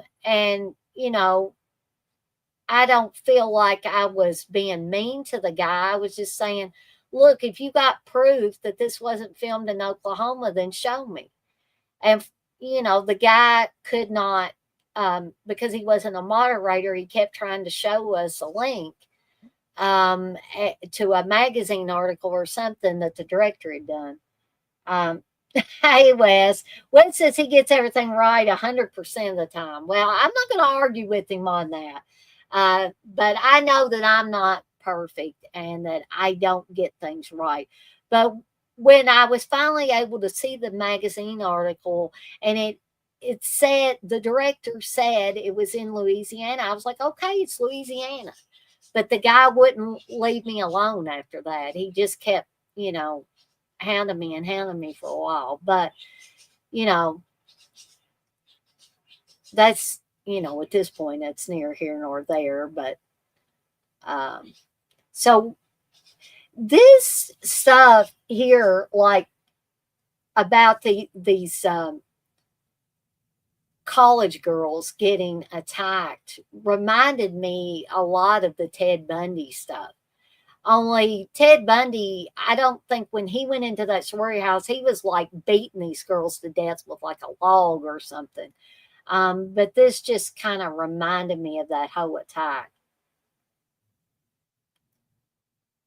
Well, I probably told him he was acting like an asshole, Wes. I may have called him an asshole, but like the guy was being downright rude. He came in there with no reason to come in there and start saying stuff about the last slumber party. I was in there with you guys, and we watch Slumber Party Massacre. We weren't even watching the last slumber party. I don't know why that guy brought that up. I have no clue. But I haven't seen that guy anymore, so you know it's okay. It's what's in the past in the past.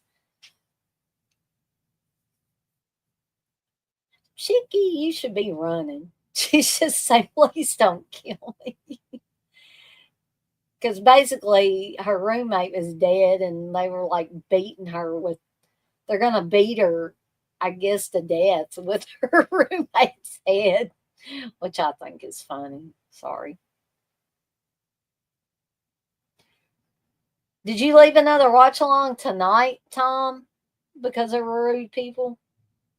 Yeah, I mean, it does get tiring, but I came to realize that the more and more you do live things like this, you're just going to have those people sometimes. And I could either let it upset me forever and ever and ever and quit doing stuff, or I could just, let it go and keep doing what I like to do. Last week,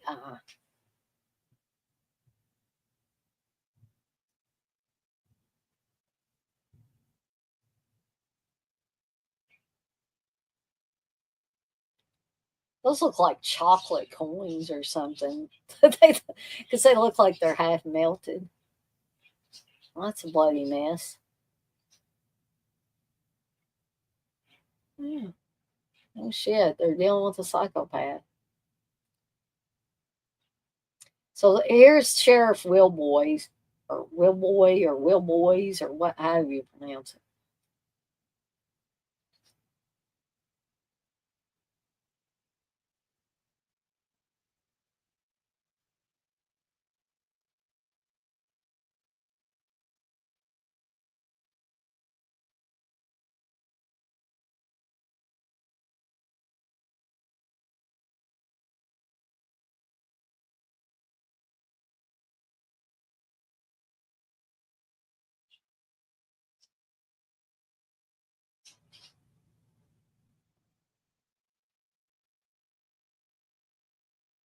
Oh, so I think he's going up for election on the Senate. So he's wanting to go from being a sheriff to being in the Senate.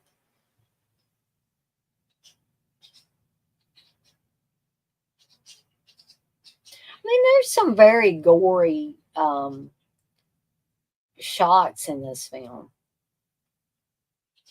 And some people might say, well, they didn't have much else, so they had to do that. But again, I find these movies, even though they're bad, I still find them a lot of fun. Golden Ambulance, that's what they're calling them.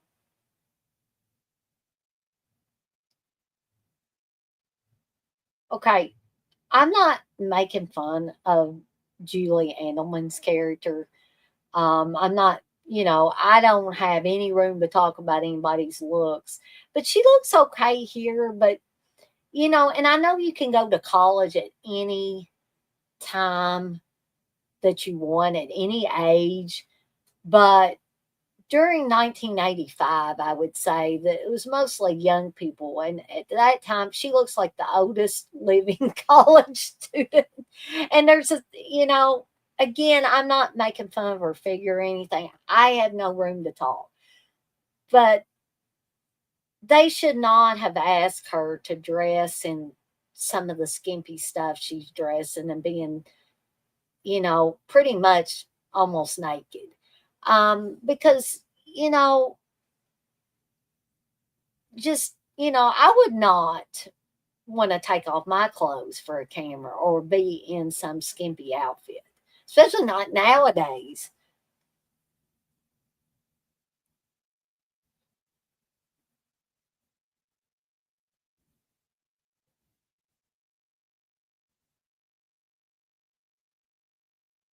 So the sheriff is asking his daughter, because she works in the college library, to figure out, stuff about the amulets and stuff like that.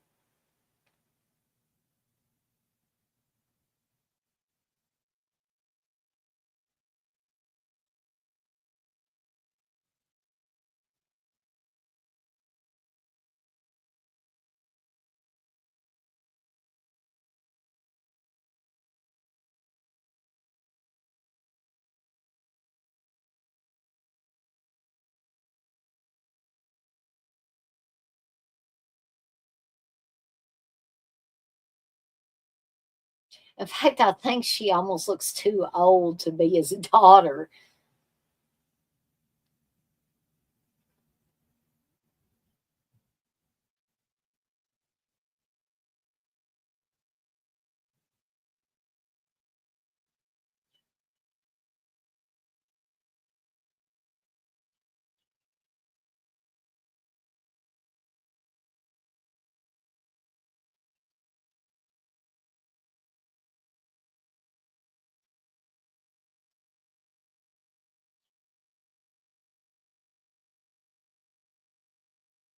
Oh yeah, Tom. That was a bad deal.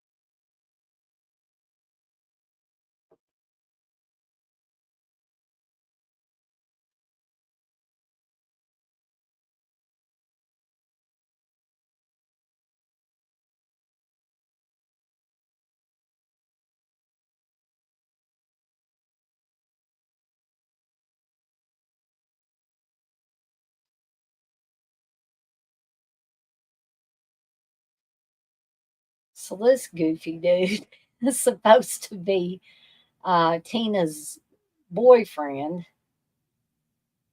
This is like this is just a very odd looking couple.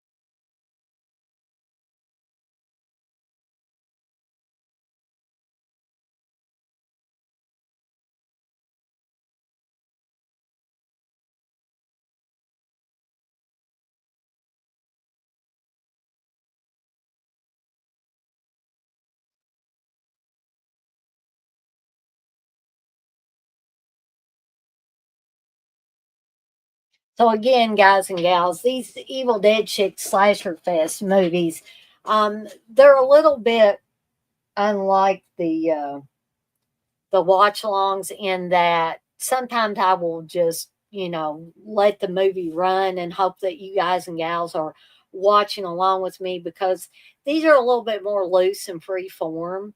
Um, and it's more about getting together, like friends and family members getting together at the drive-in and watching films together, more than it is talking constantly about the movie like I do for the watch along. So if I get quiet, hopefully you guys won't take offense to it.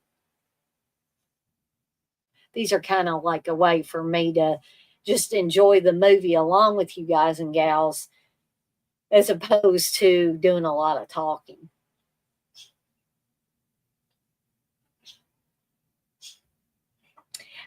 I would agree with that too, Tom, that a good distributor is key in these straight to video movies. And if you have good promotional material and stuff, that will make them popular with the movie going public or the movie watching public, I should say. Especially, fans of this kind of stuff.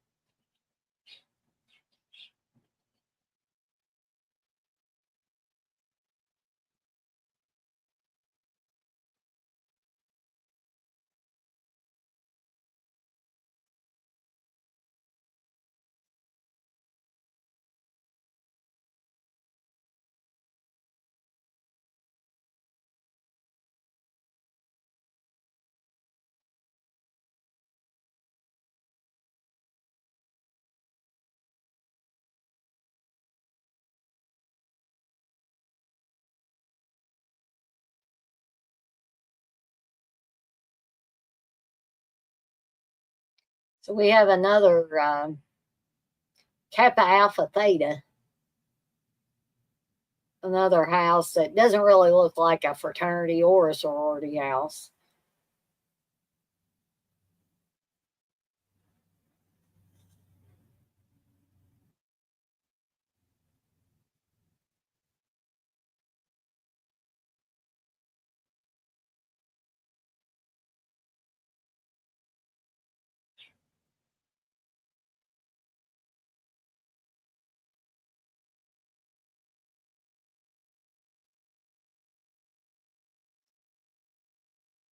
Yeah, I think there were, of course, ones that came before that, but yeah, I would think that Blair Witch was probably the one that took everything by storm, pretty much.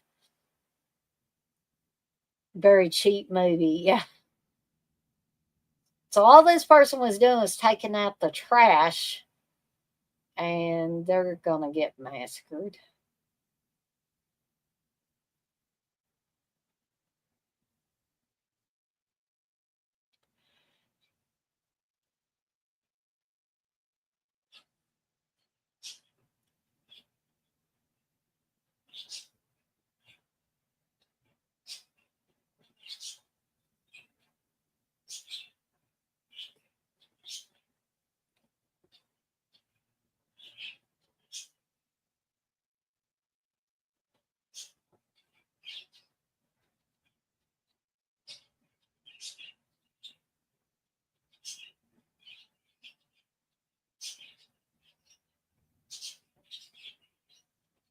I mean, unfortunately, even watching this on Blu-ray, there are certain scenes that are still kind of dark and muddy. Um, and maybe that was, also by design because the special effects probably look better, a little bit shrouded in darkness.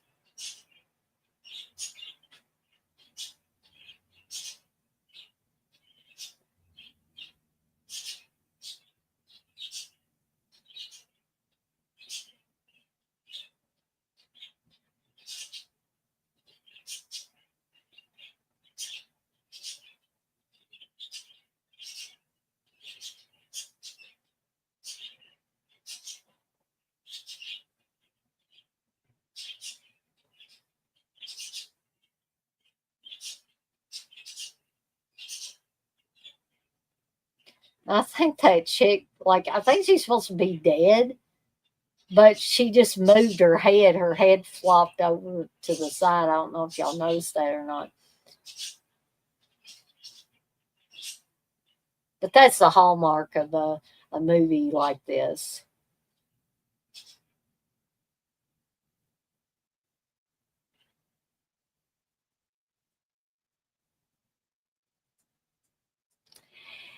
I would say I don't know any of them that made it big before Blair Witch. I mean, there were found footage type of films, for instance, Cannibal Holocaust, but Cannibal Holocaust was on the fringes. Um, so like I said, I don't think any of them made it big before Blair Witch. I think you're correct on that.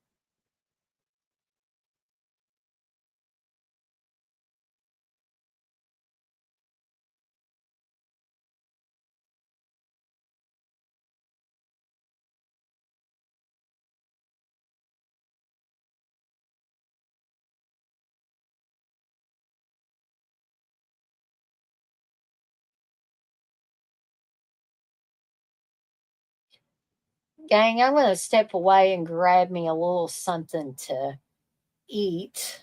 Um, and I'll be right back. Okay.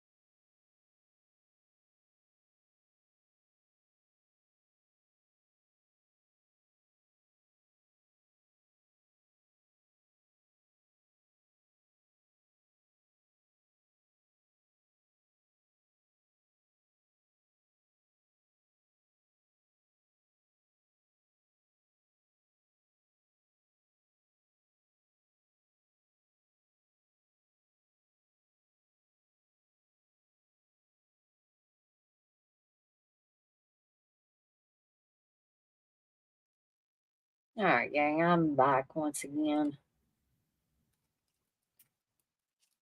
Oh, Steve always would laugh about this part. Um, because he used to back in the day, he would watch stuff like this, really bad stuff. And if there was a certain line or something, he would make cassette tapes of it, saying it over and over again. And that one of those things is going to be coming up. As we can see, for those of you guys and gals that are watching along, they found fingers in the salad at the college.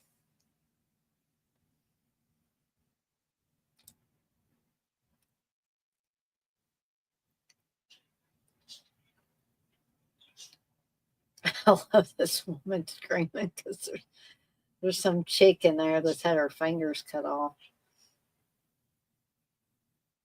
And evidently her skull sliced too.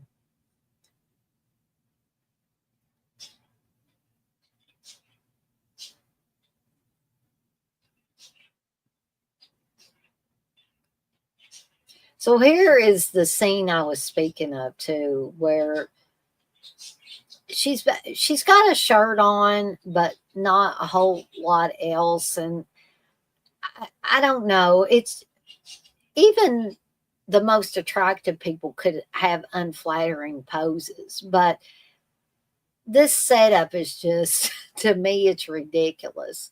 Her and that goofy ass guy in bed together.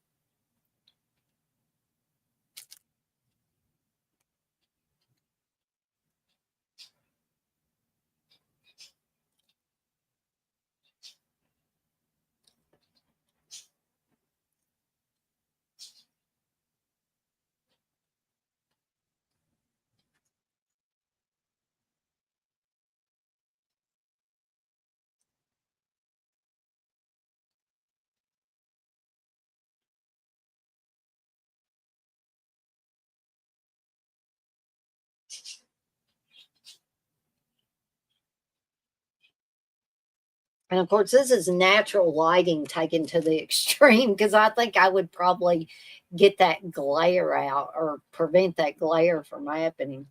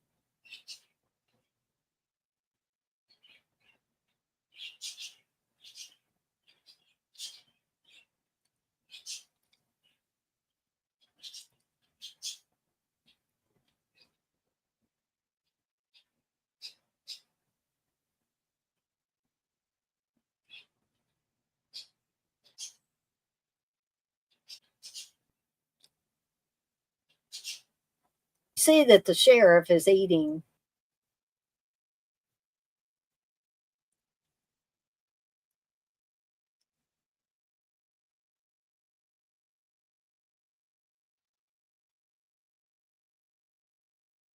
So he takes a bite, and some student found some fingers in her salad bowl. And when he says, Steve always said it sounded like he said Jesus. Steve actually recorded that little bit of dialogue, um, and repeated, like looped it, on a cassette tape. And, back in the day, he thought that was just hilarious.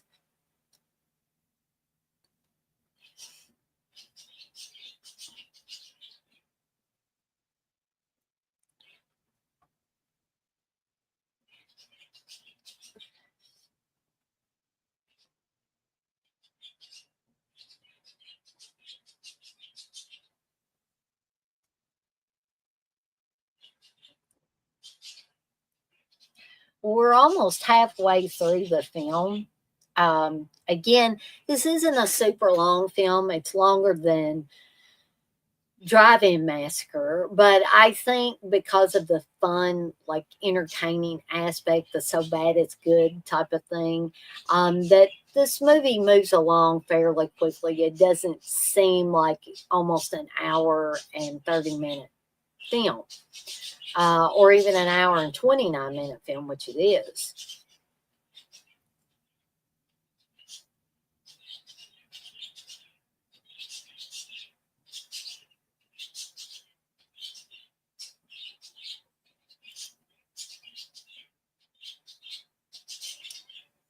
And that's an Arby's bag there, like an old Arby's bag. So I doubt very seriously that salad he was eating had come from the college. It was just like the idea of you're eating a salad and somebody's talking about them finding fingers in a salad at the college.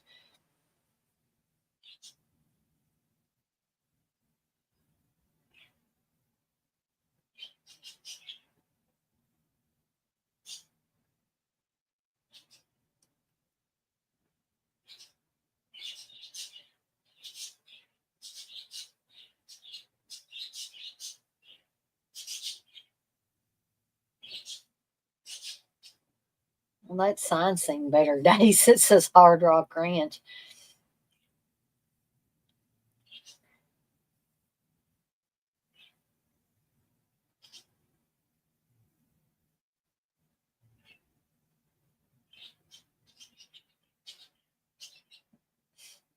Now, this one may have been filmed in Oklahoma.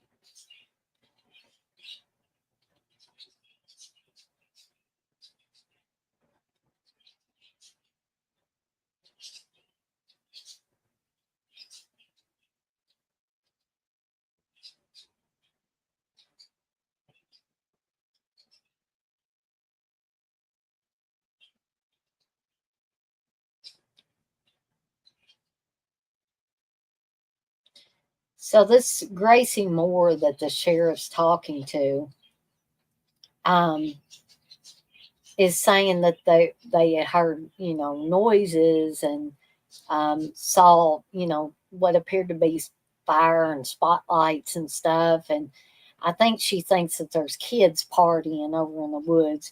She said it was like there was a big bonfire over there. Tom, you say you rewatched The Changeling for the 20th time. Now, The Changeling's a great horror movie, great haunted house movie.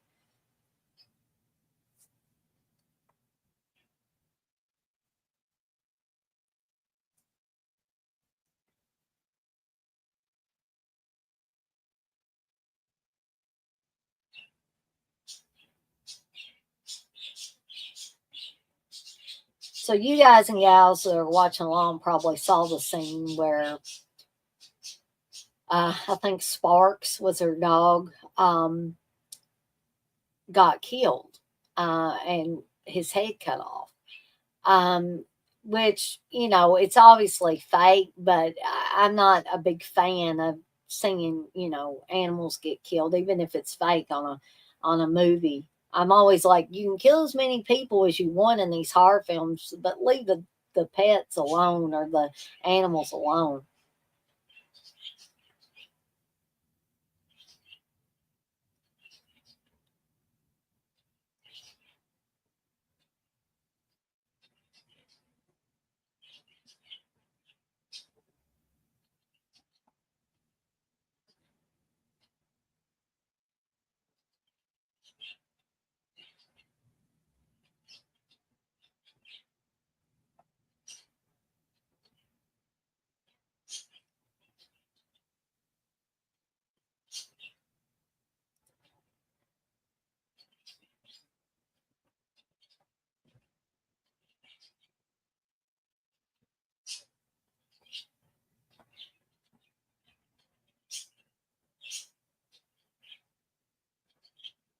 Yeah,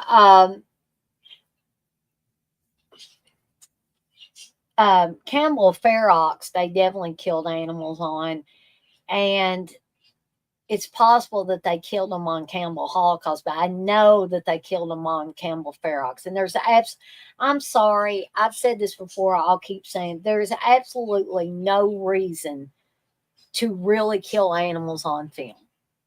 There's just not.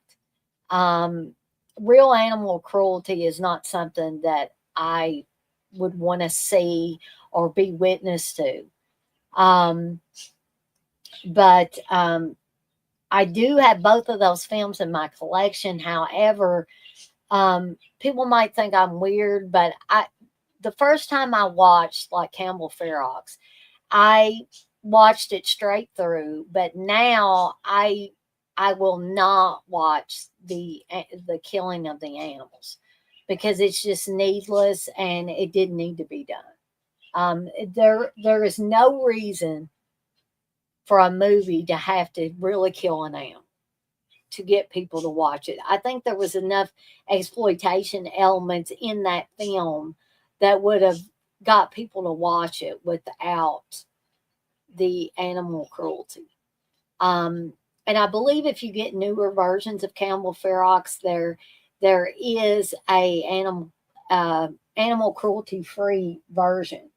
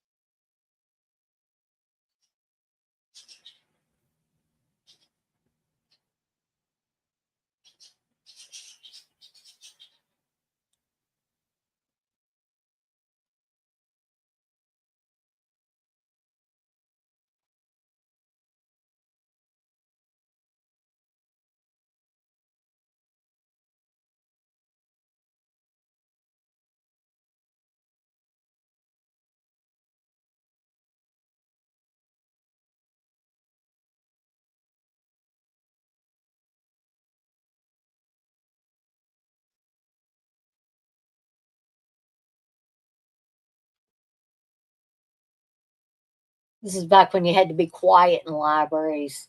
Libraries have changed a lot. I was 17 years with one public library, and um, the longer I was there, it got where right before I left and moved to Louisville, um, things had changed quite a bit. You no longer had stern librarians going around telling you to um, but I could see she told her dad and her boyfriend Joel that they had to be quiet. They could come back in the stacks with her, but you got to be quiet. So this was back in the old days when you still had to be quiet in libraries.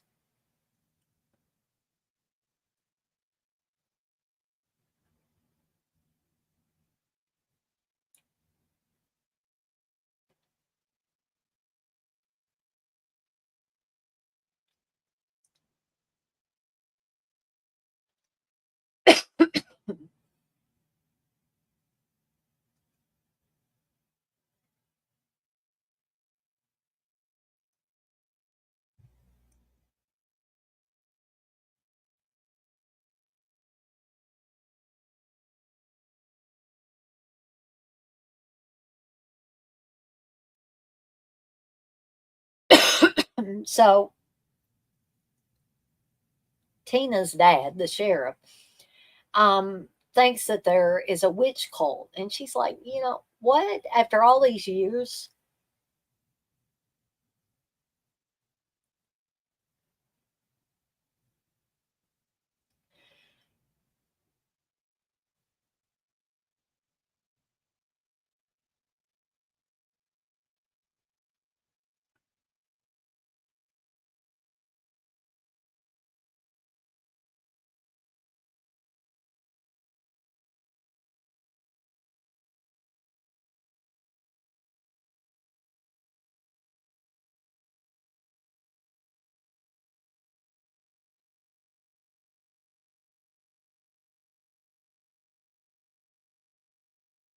yeah, tell me, yeah, back then Xerox machine copied the book pages. Yeah,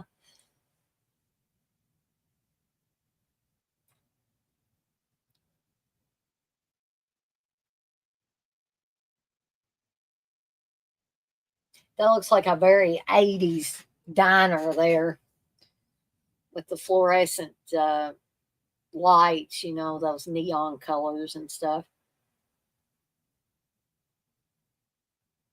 Yeah, now it's Google. I always tell people I work with, I say, Google is your friend. And that was something that's been told to me for years. Different people say Google is your friend. I used to work with a guy in IT that he would say Google is your friend.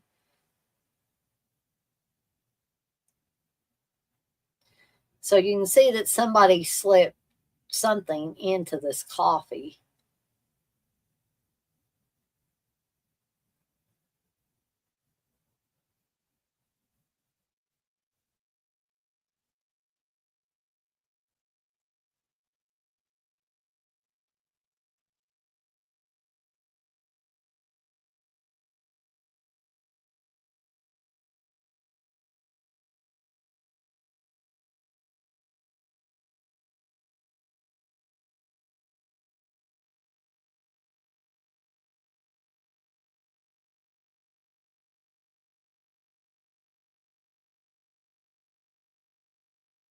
It looks like she's got a beer there. So apparently, must be some kind of diner that serves beer.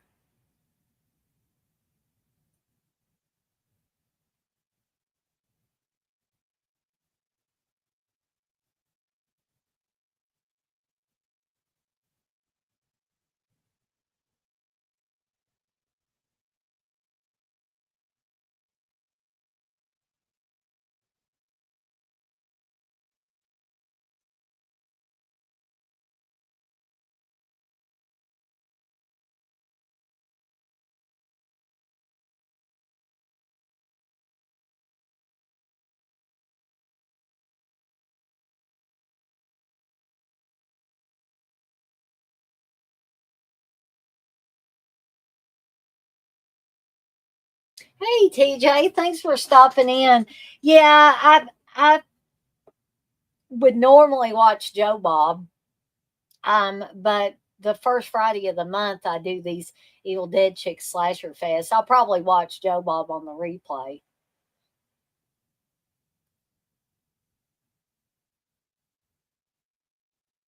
But again, I do appreciate you stopping by, TJ. I appreciate everybody that's popped in to say hi.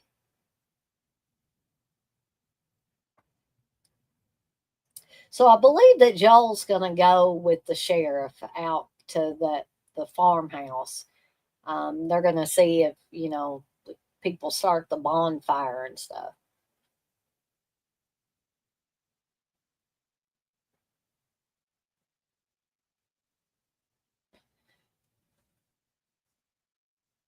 So keep in mind that somebody slipped something into the sheriff's coffee.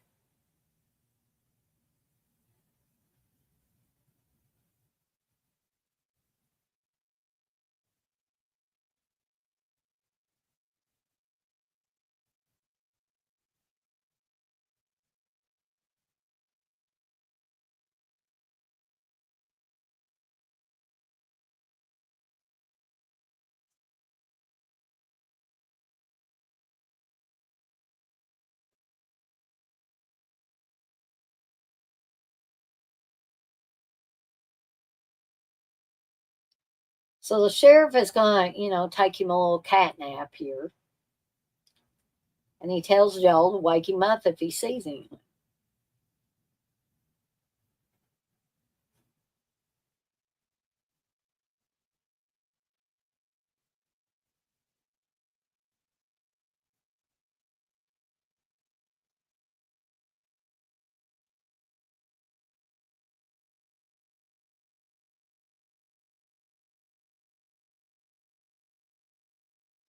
So now we see that the sheriff's woke up, but Joel's nowhere to be found in the car.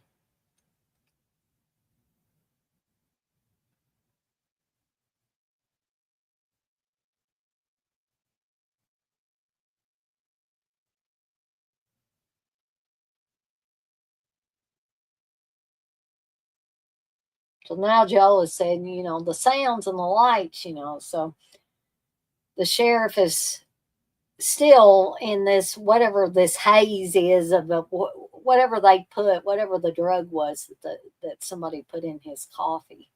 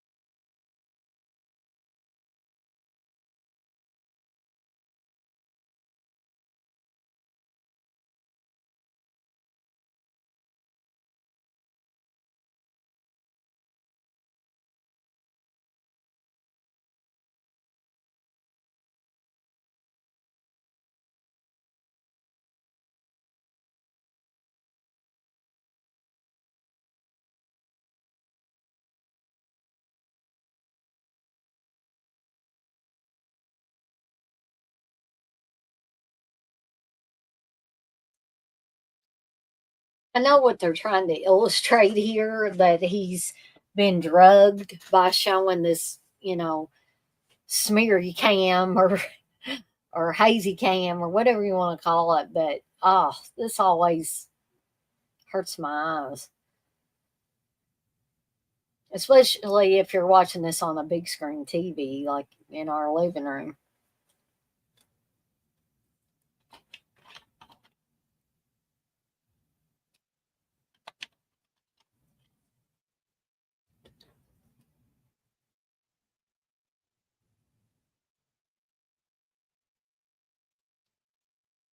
So we're at the about the last half hour of the movie here. It's kind of kick in a little bit at this point. Because we had those, those murders at the beginning and a little early in the middle, and then you've got a little bit of exposition. But now the sheriff is actually getting a view of these people in these dark robes. Um, and they're talking about Almighty Canis or Caninus or however they pronounce it.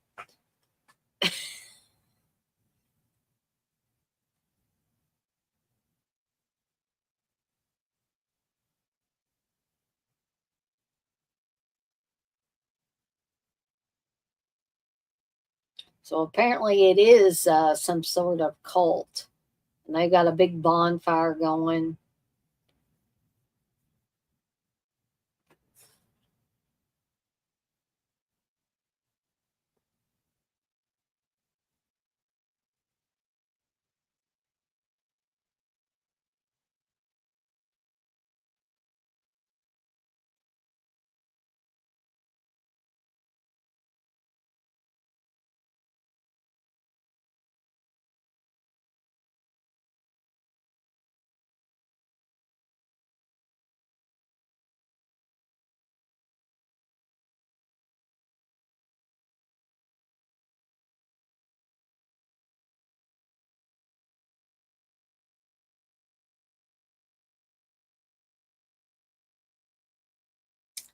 Hmm.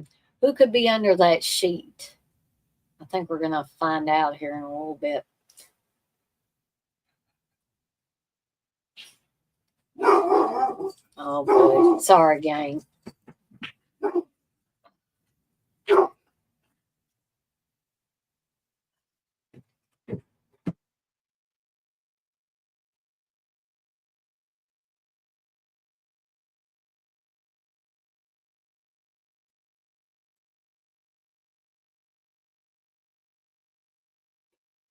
Thought maybe one of my dogs needed out, but I don't know what was going on. It might have been my iguana, Toby, making a noise or something, getting the dog stirred up. So now we're still getting the first real views of the cult.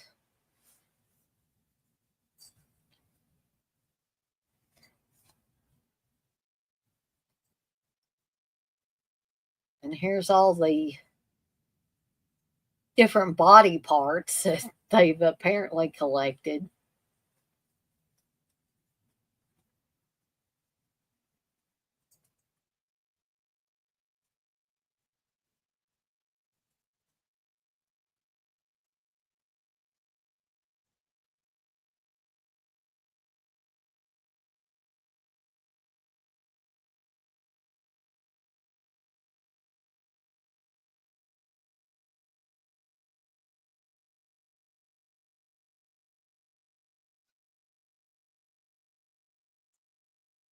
Somebody also knocked out the sheriff.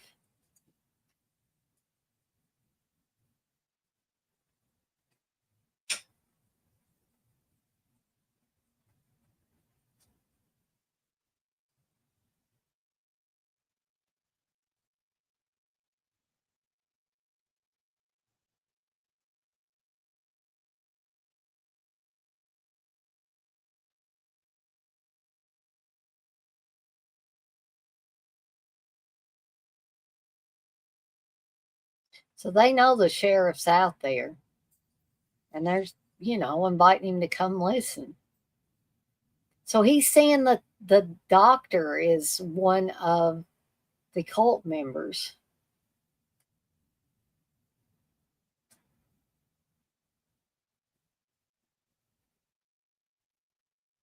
And Dean Bailey is also one of the cult members.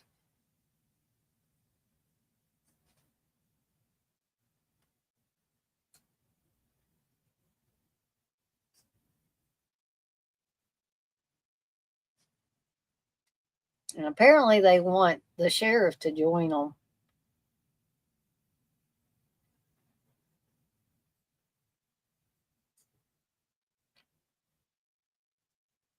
So they're saying that his daughter Tina is part of this cult.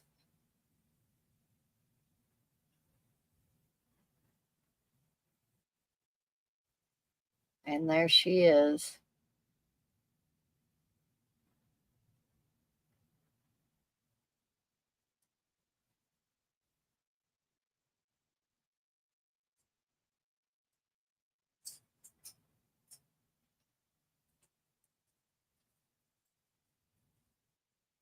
So they're going to sacrifice her.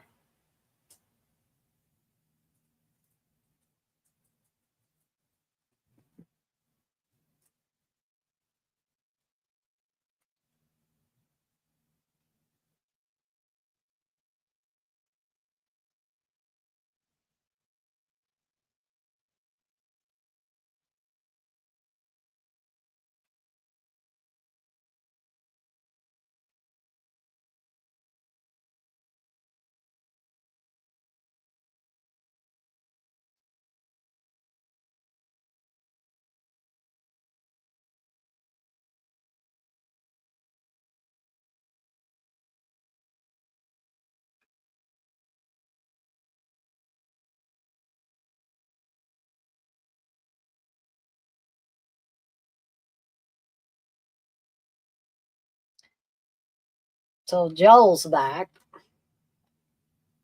And he said, I was out there looking for the source of the sound.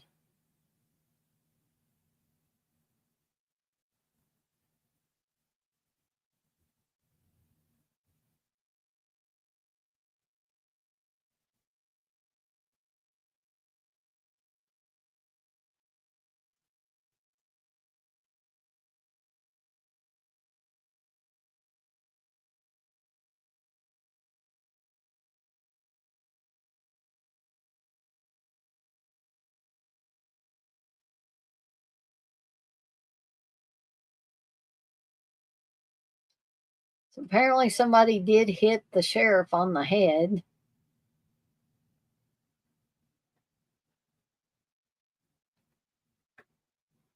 That fisheye lens view of everybody looking down on him.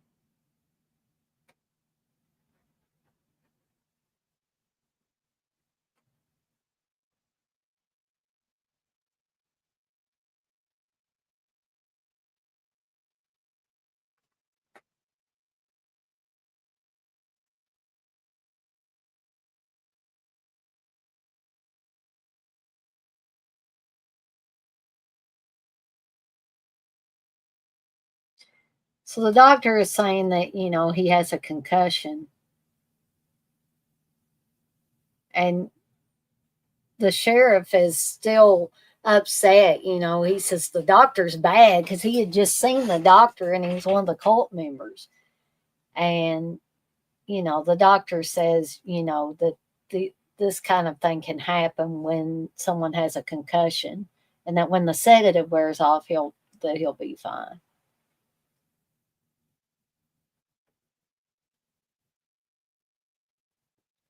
And he's trying to tell his daughter, you were out there in the field with all those people, and she's acting like he's crazy.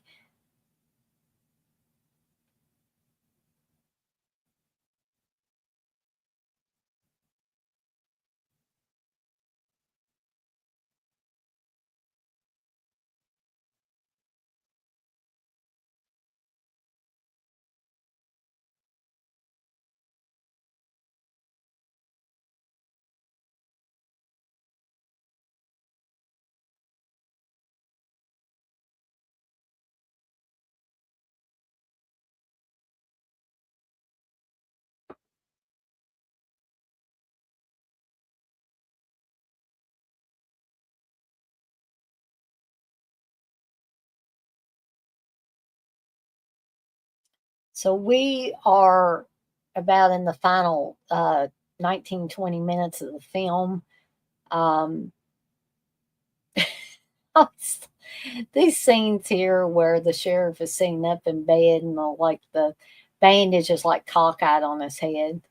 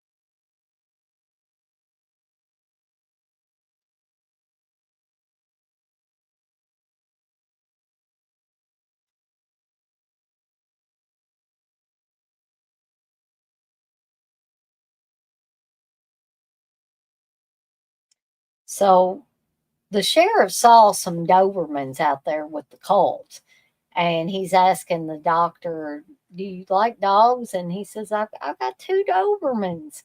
And two Dobermans was exactly what was out there in that field with the colt.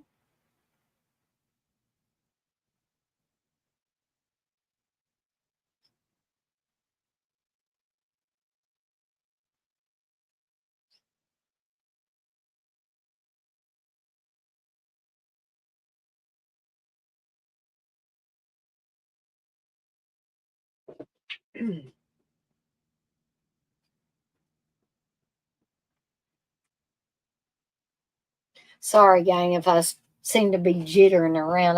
Been trying to cut back on my caffeine. Well, it's kind of backfiring on me because now I get sleepy at the drop of a hat. So if I appear to be doing like this, it's because I'm trying to keep from nodding off.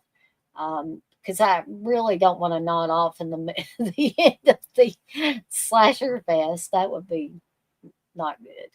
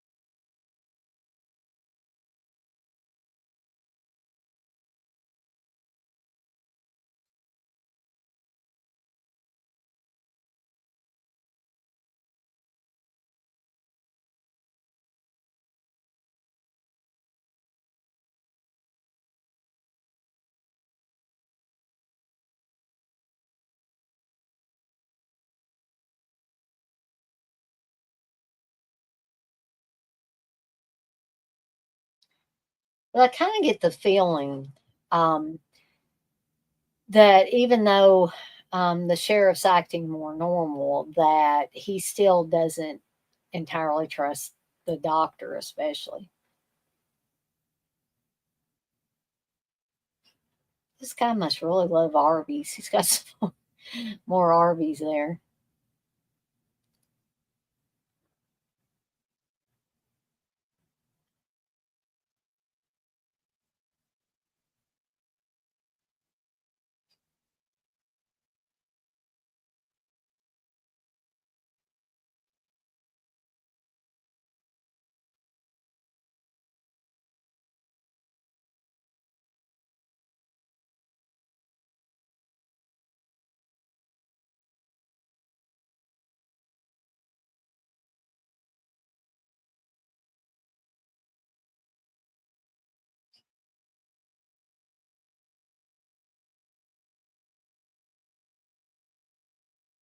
So apparently, the sheriff is watching the dorm that his daughter is in, because he's tried to get her to come home, and she's like, I can't. It's finals week for the girls, and girls that are still on campus. At least in this house, I have to be responsible for them. Can't, abandon them. So he's doing the best he can and trying to watch the house.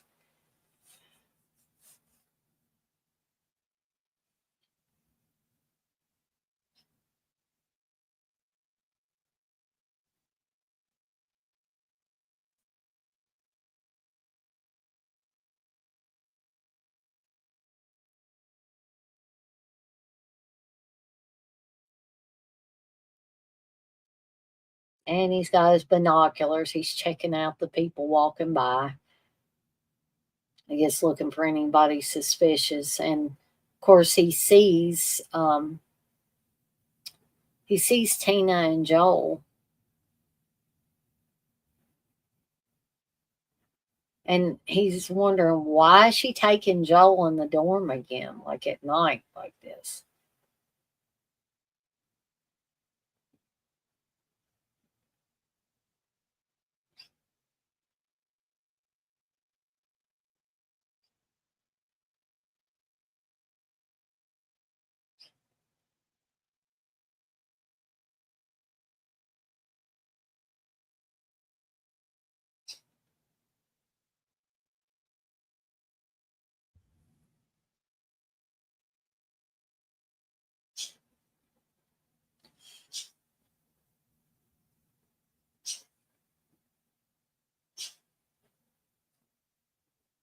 So we're getting down to the last, or the final scenes of the film. We got about 12 minutes left.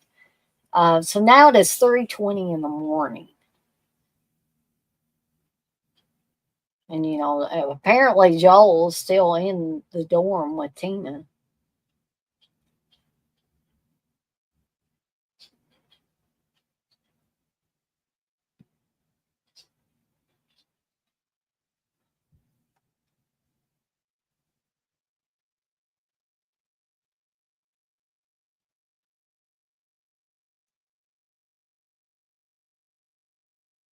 Apparently the sheriff still got more time for Arby's.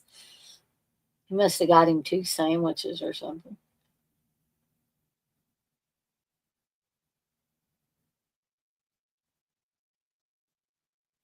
Very weird walk that apparently the killer has.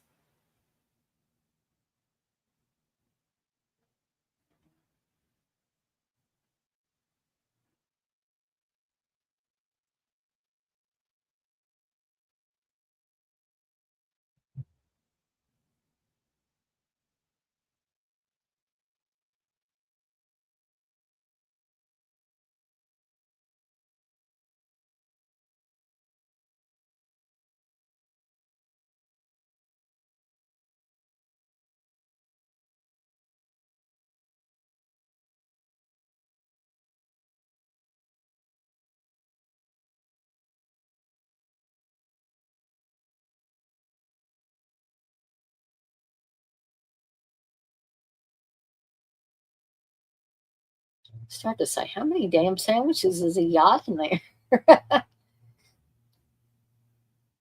So we see that Joel is apparently fast asleep, but somebody's coming into the room.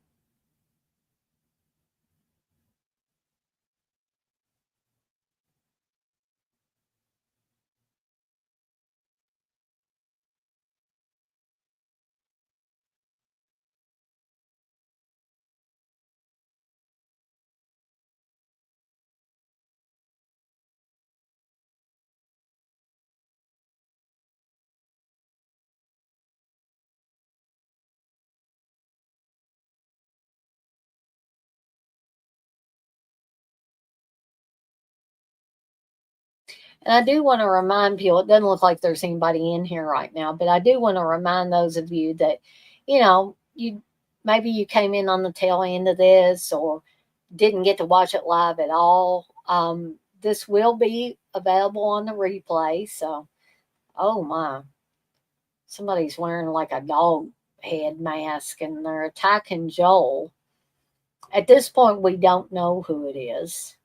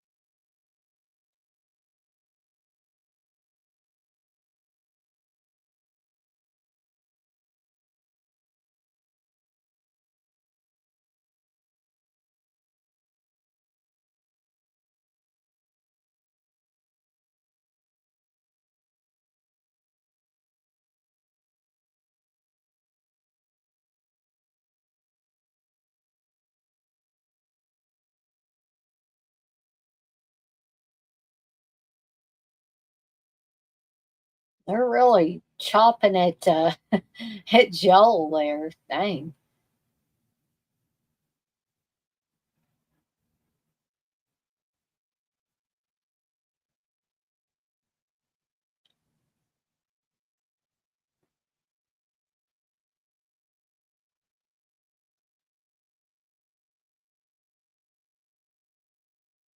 So the sheriff is horrified to realize that I don't think that Tina was the killer the whole time because the first killer looked clearly like a man. I mean, maybe we were supposed to believe she was the killer every time, but in this case, she is. And somebody's teased her hair out too. It's crazy.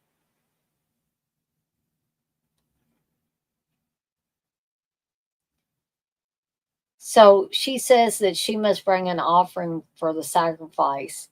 Um, and she says, like the others. And he's like, who? And he says, why'd you do it? And she did it for her father to have success.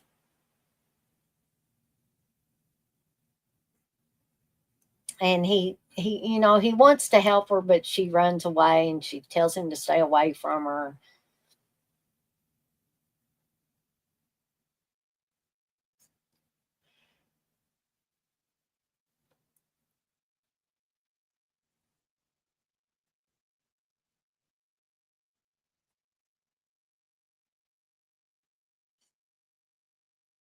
So we're down to the final 6 minutes. So we're going to be tying this up here shortly.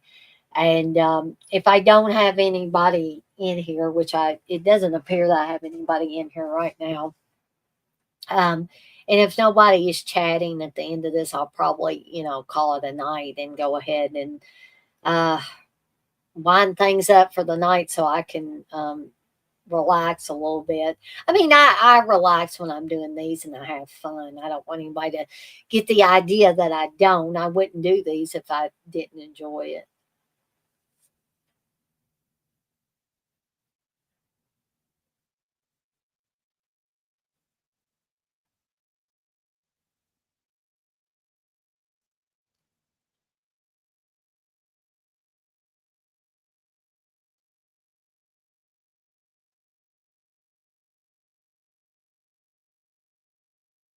So Tina is evidently going higher and higher up like these steps or a fire escape.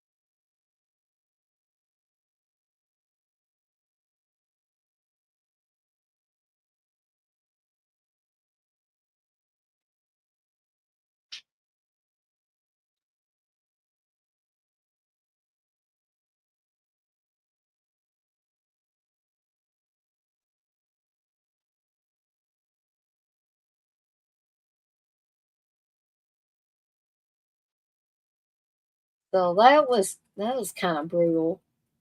Um, his daughter, I guess, I don't know if she couldn't face what she had done or what she had helped this cult do, but she ended up jumping off of that fire escape or whatever it was, this stairwell to her death.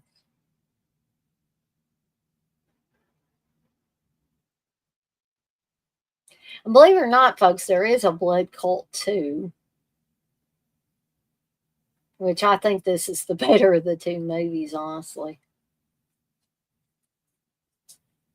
And of course, we get her opening her eyes one last time.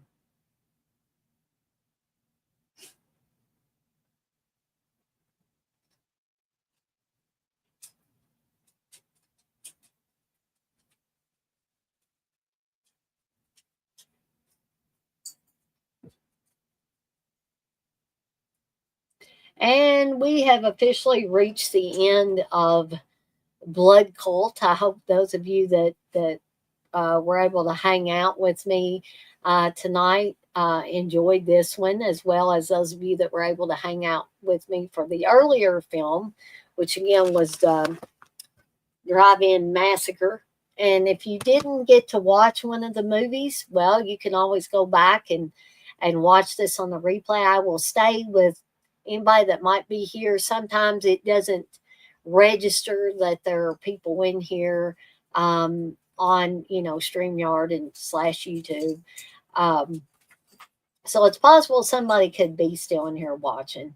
But I want to thank everybody that joined me tonight and was in the chat. Even if you were only able to be here for a little while, I still appreciate it. I also want to thank those of you that will watch this on the replay. I want to thank you in advance for that. However it gets views is it's all important to me. And apparently this was filmed in Oklahoma because we're seeing a lot of the Tulsa Fire Department, Police Department, the Oklahoma Film Commission. Again, so you can see why that I thought, that The Last Slumber Party was also filmed in Oklahoma, because this was filmed in Oklahoma. Blood Cult was filmed in not Blood Cult, Blood Lake was filmed in Oklahoma. And shoot, totally forget. Terror at Teen Killer was filmed in Oklahoma. I believe The Ripper with Tom Savini was also filmed in Oklahoma. So there were several. So if y'all can forgive me for thinking that a film that was Gory Tiger, you're from Oklahoma, you want to know what movie this was? This movie is Blood Cult. I think it was a shot on video film. They did a lot of during the early to mid 80s. United Entertainment and Bill Blair also was associated with a series of films that were basically shot on video out of Oklahoma. And I had I don't know if I'd really call it an incident, Gory Tiger, but I was talking about a little bit earlier that I was on someone else's stream, and I had just done a stream where I talked about 8 movies that I was under an impression that they were all filmed in Oklahoma. And one of them was Last Slumber Party. And, I'm willing to admit when I'm wrong if somebody will show me proof that I'm wrong. And, when I was finally able to see the proof that this person presented, I said, okay. But what happened was, in case anybody cares, I was in someone else's stream, and we had just done a watch along for Slumber Party Massacre, not The Last Slumber Party. And this person just pops in there and maybe apparently they had seen my stream where I talked about the 8 movies that I thought were from Oklahoma. And they just start spouting off about the last slumber party and saying, it was filmed in Louisiana. And I was like, oh, you know, I said, well, show me proof that it was filmed in Louisiana. And unfortunately, they kept trying to show a link to a magazine article or something. And we couldn't see it. None of us could see it because they weren't a moderator and they weren't able to post it. So when I finally was able to see it, I said, okay, I give. It was filmed in Louisiana because evidently there was an interview with the director of the last slumber party, whose name is Steven Tyler, but no, it's not the singer of Aerosmith. A totally different Steven Tyler. I believe he spells his name different. But, this person just kept going on and on. And I probably did call the person an asshole because they were acting like an asshole. They were coming in there and attacking me over a movie that we didn't even do a watch along for. But anyway, that was just something that happened once upon a time, and but when you mentioned Oklahoma, sorry, Gory Tiger, or anybody else that's in here that doesn't want to hear that story again. But anyways, there were, like I said earlier, several films that were filmed in Oklahoma. Blood Cult being one. Not the last slumber party, but Terror at Tenkiller, Blood Lake. I believe the movie with Tom Savini, The Ripper. Like I said, there were a few that were done in a short space of time in the 80s. But anyway, now that the credits have rolled, I guess I'm going to cut on out of here. But again, I want to thank everybody that joined me in the chat, or even if you weren't able to join me in the chat or you didn't feel comfortable, if you were just kind of watching along, I want to thank you for that as well. And again, for those of you that will watch this on the replay, I want to thank you in advance for that. And I want to do my little spiel about how you can support me in the channel and it won't cost you a dime. I'm not talking about joining the channel. I'm not talking about joining a Patreon. I'm not talking about sending me stuff. If somebody wanted to send me stuff, I would be fine with it, but I'm not going to come on here and ask for people to send me stuff. Okay. And I'm not saying that anybody that does that is a bad person. I'm just saying that's not the way I roll. So the ways that you can support me, and it's not monetary, but it definitely gets me up in the algorithms of YouTube. One of the big ways is to subscribe to my channel. If you're enjoying the content that I'm putting out, you didn't know any of that on those movies? Yeah, I think I've still got that video or stream that I did. It was called 8 Horrors from Oklahoma. And I will tell you again, Gory Tiger, I mentioned the last slumber party, but apparently the last slumber party was probably the only one out of the ones that I talked about that was not filmed in Oklahoma. Evidently, United Entertainment and Bill Blair and all of them must have went down to Louisiana for that particular one, or they were producers on one. So they, so there was 1 out of 8 that wasn't filmed in Oklahoma. So sue me. That's what I would say to that guy now. But that guy got bent out of shape and was telling me I was born under a bird's nest and other kinds of insulting things to me. And I have no idea why he came in there and attacked me anyway in the first place. Verbally attacked me, not physically attacked me. But anyway, so if you're enjoying the content I'm putting out and you haven't subscribed, hey, what's stopping you folks? If you subscribe to the channel, nobody's going to know. Nobody's going to be the wiser. You don't have to tell anybody. And I'm not going to come try to minister to you. I'm not going to try to sell cookies or candy bars or whatever. I will not bother you. I just want to say thank you to each and every person that has already subscribed. And I would love to have, even more subscribers. And, it's not all about who can get the most subscribers. But for me, my next milestone that I want to have is to get to 1,000 subscribers. And some people might not think, well, that's nothing, Dana.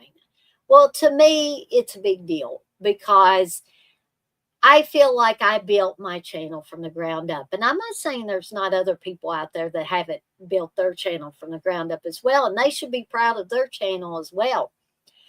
But my next milestone is 1,000 subscribers. I've got 962 right now. And every time I mention how many I've got, one or two of them goes away. And I'm like, okay, am I saying something wrong here?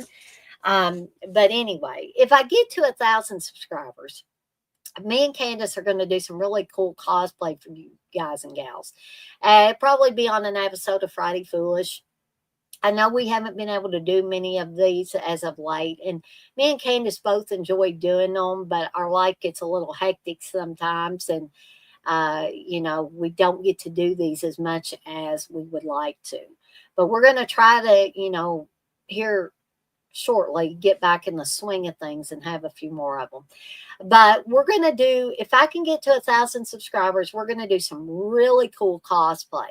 I'm going to be Cheryl from The Evil Dead, and Candace is going to be Mrs. Roper from Three's Company. So if you guys and gals can get me to 1,000 subscribers, you'll get to see that really cool cosplay. And also, you can hit that notification bell so you don't miss any of the content that I've got coming out. And you can hit the like button on any of this stuff that you're really interested in, that you really enjoyed or loved or whatever. Okay. And all of these things don't cost you a dime, folks, but they support me. They get me up in the algorithms of YouTube. And I appreciate all of that. In fact, I would go so far as to say I appreciate that support even more than I appreciate monetary support. I'm not putting anybody down for giving money, but I also realize that not everybody can give money. So I always like to bring up the fact that you can support me in a non-monetary way, and it's very helpful to me and the channel. Okay. I don't want to come on here and always act like I'm asking for money. I know some people do that, and that's fine, and I'm not putting them down for it. But again, that's not how I roll. I do things like the movie roulette where you can give a $5 or more super chat during a live stream, and you can pick any movie of your choosing for me to watch and do a review over. Now, I do that, and I do different things here and there, but I also like to remind those of you that are not just loaded and made out of money, which is not too many of us nowadays, right? That there's other ways that you can show your support for me and for the channel, okay?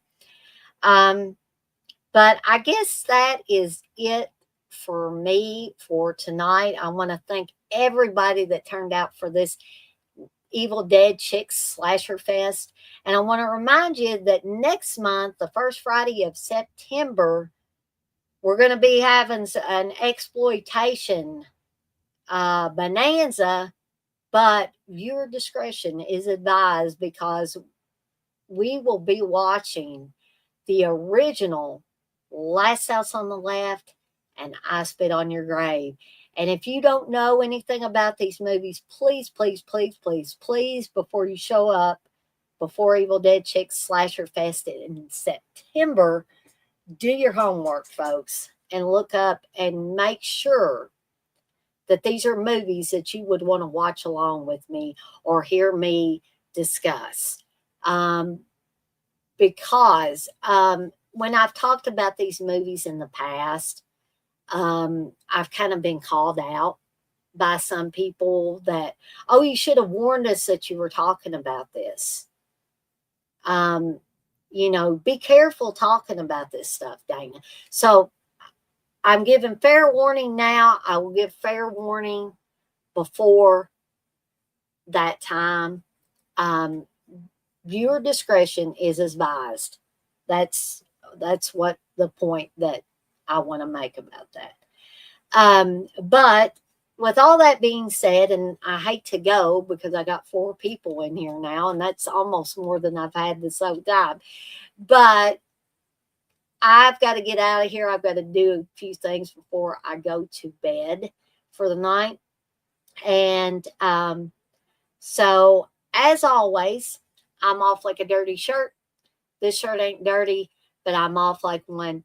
And I want to remind everybody, as I always do before I get off of here for the night, to be kind to one another and blaze that trail. And don't forget to head on over to deaditesondeck.com and take a look at the products that I've got on there. See you later, Gory Tiger.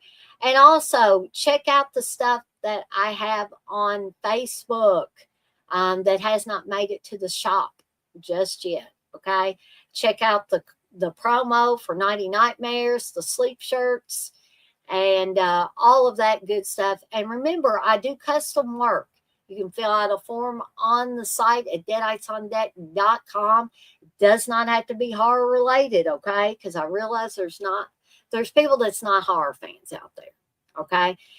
And I'm out of here for the night, folks. Have a fantastic rest of your Friday night. And I'll see everybody next time.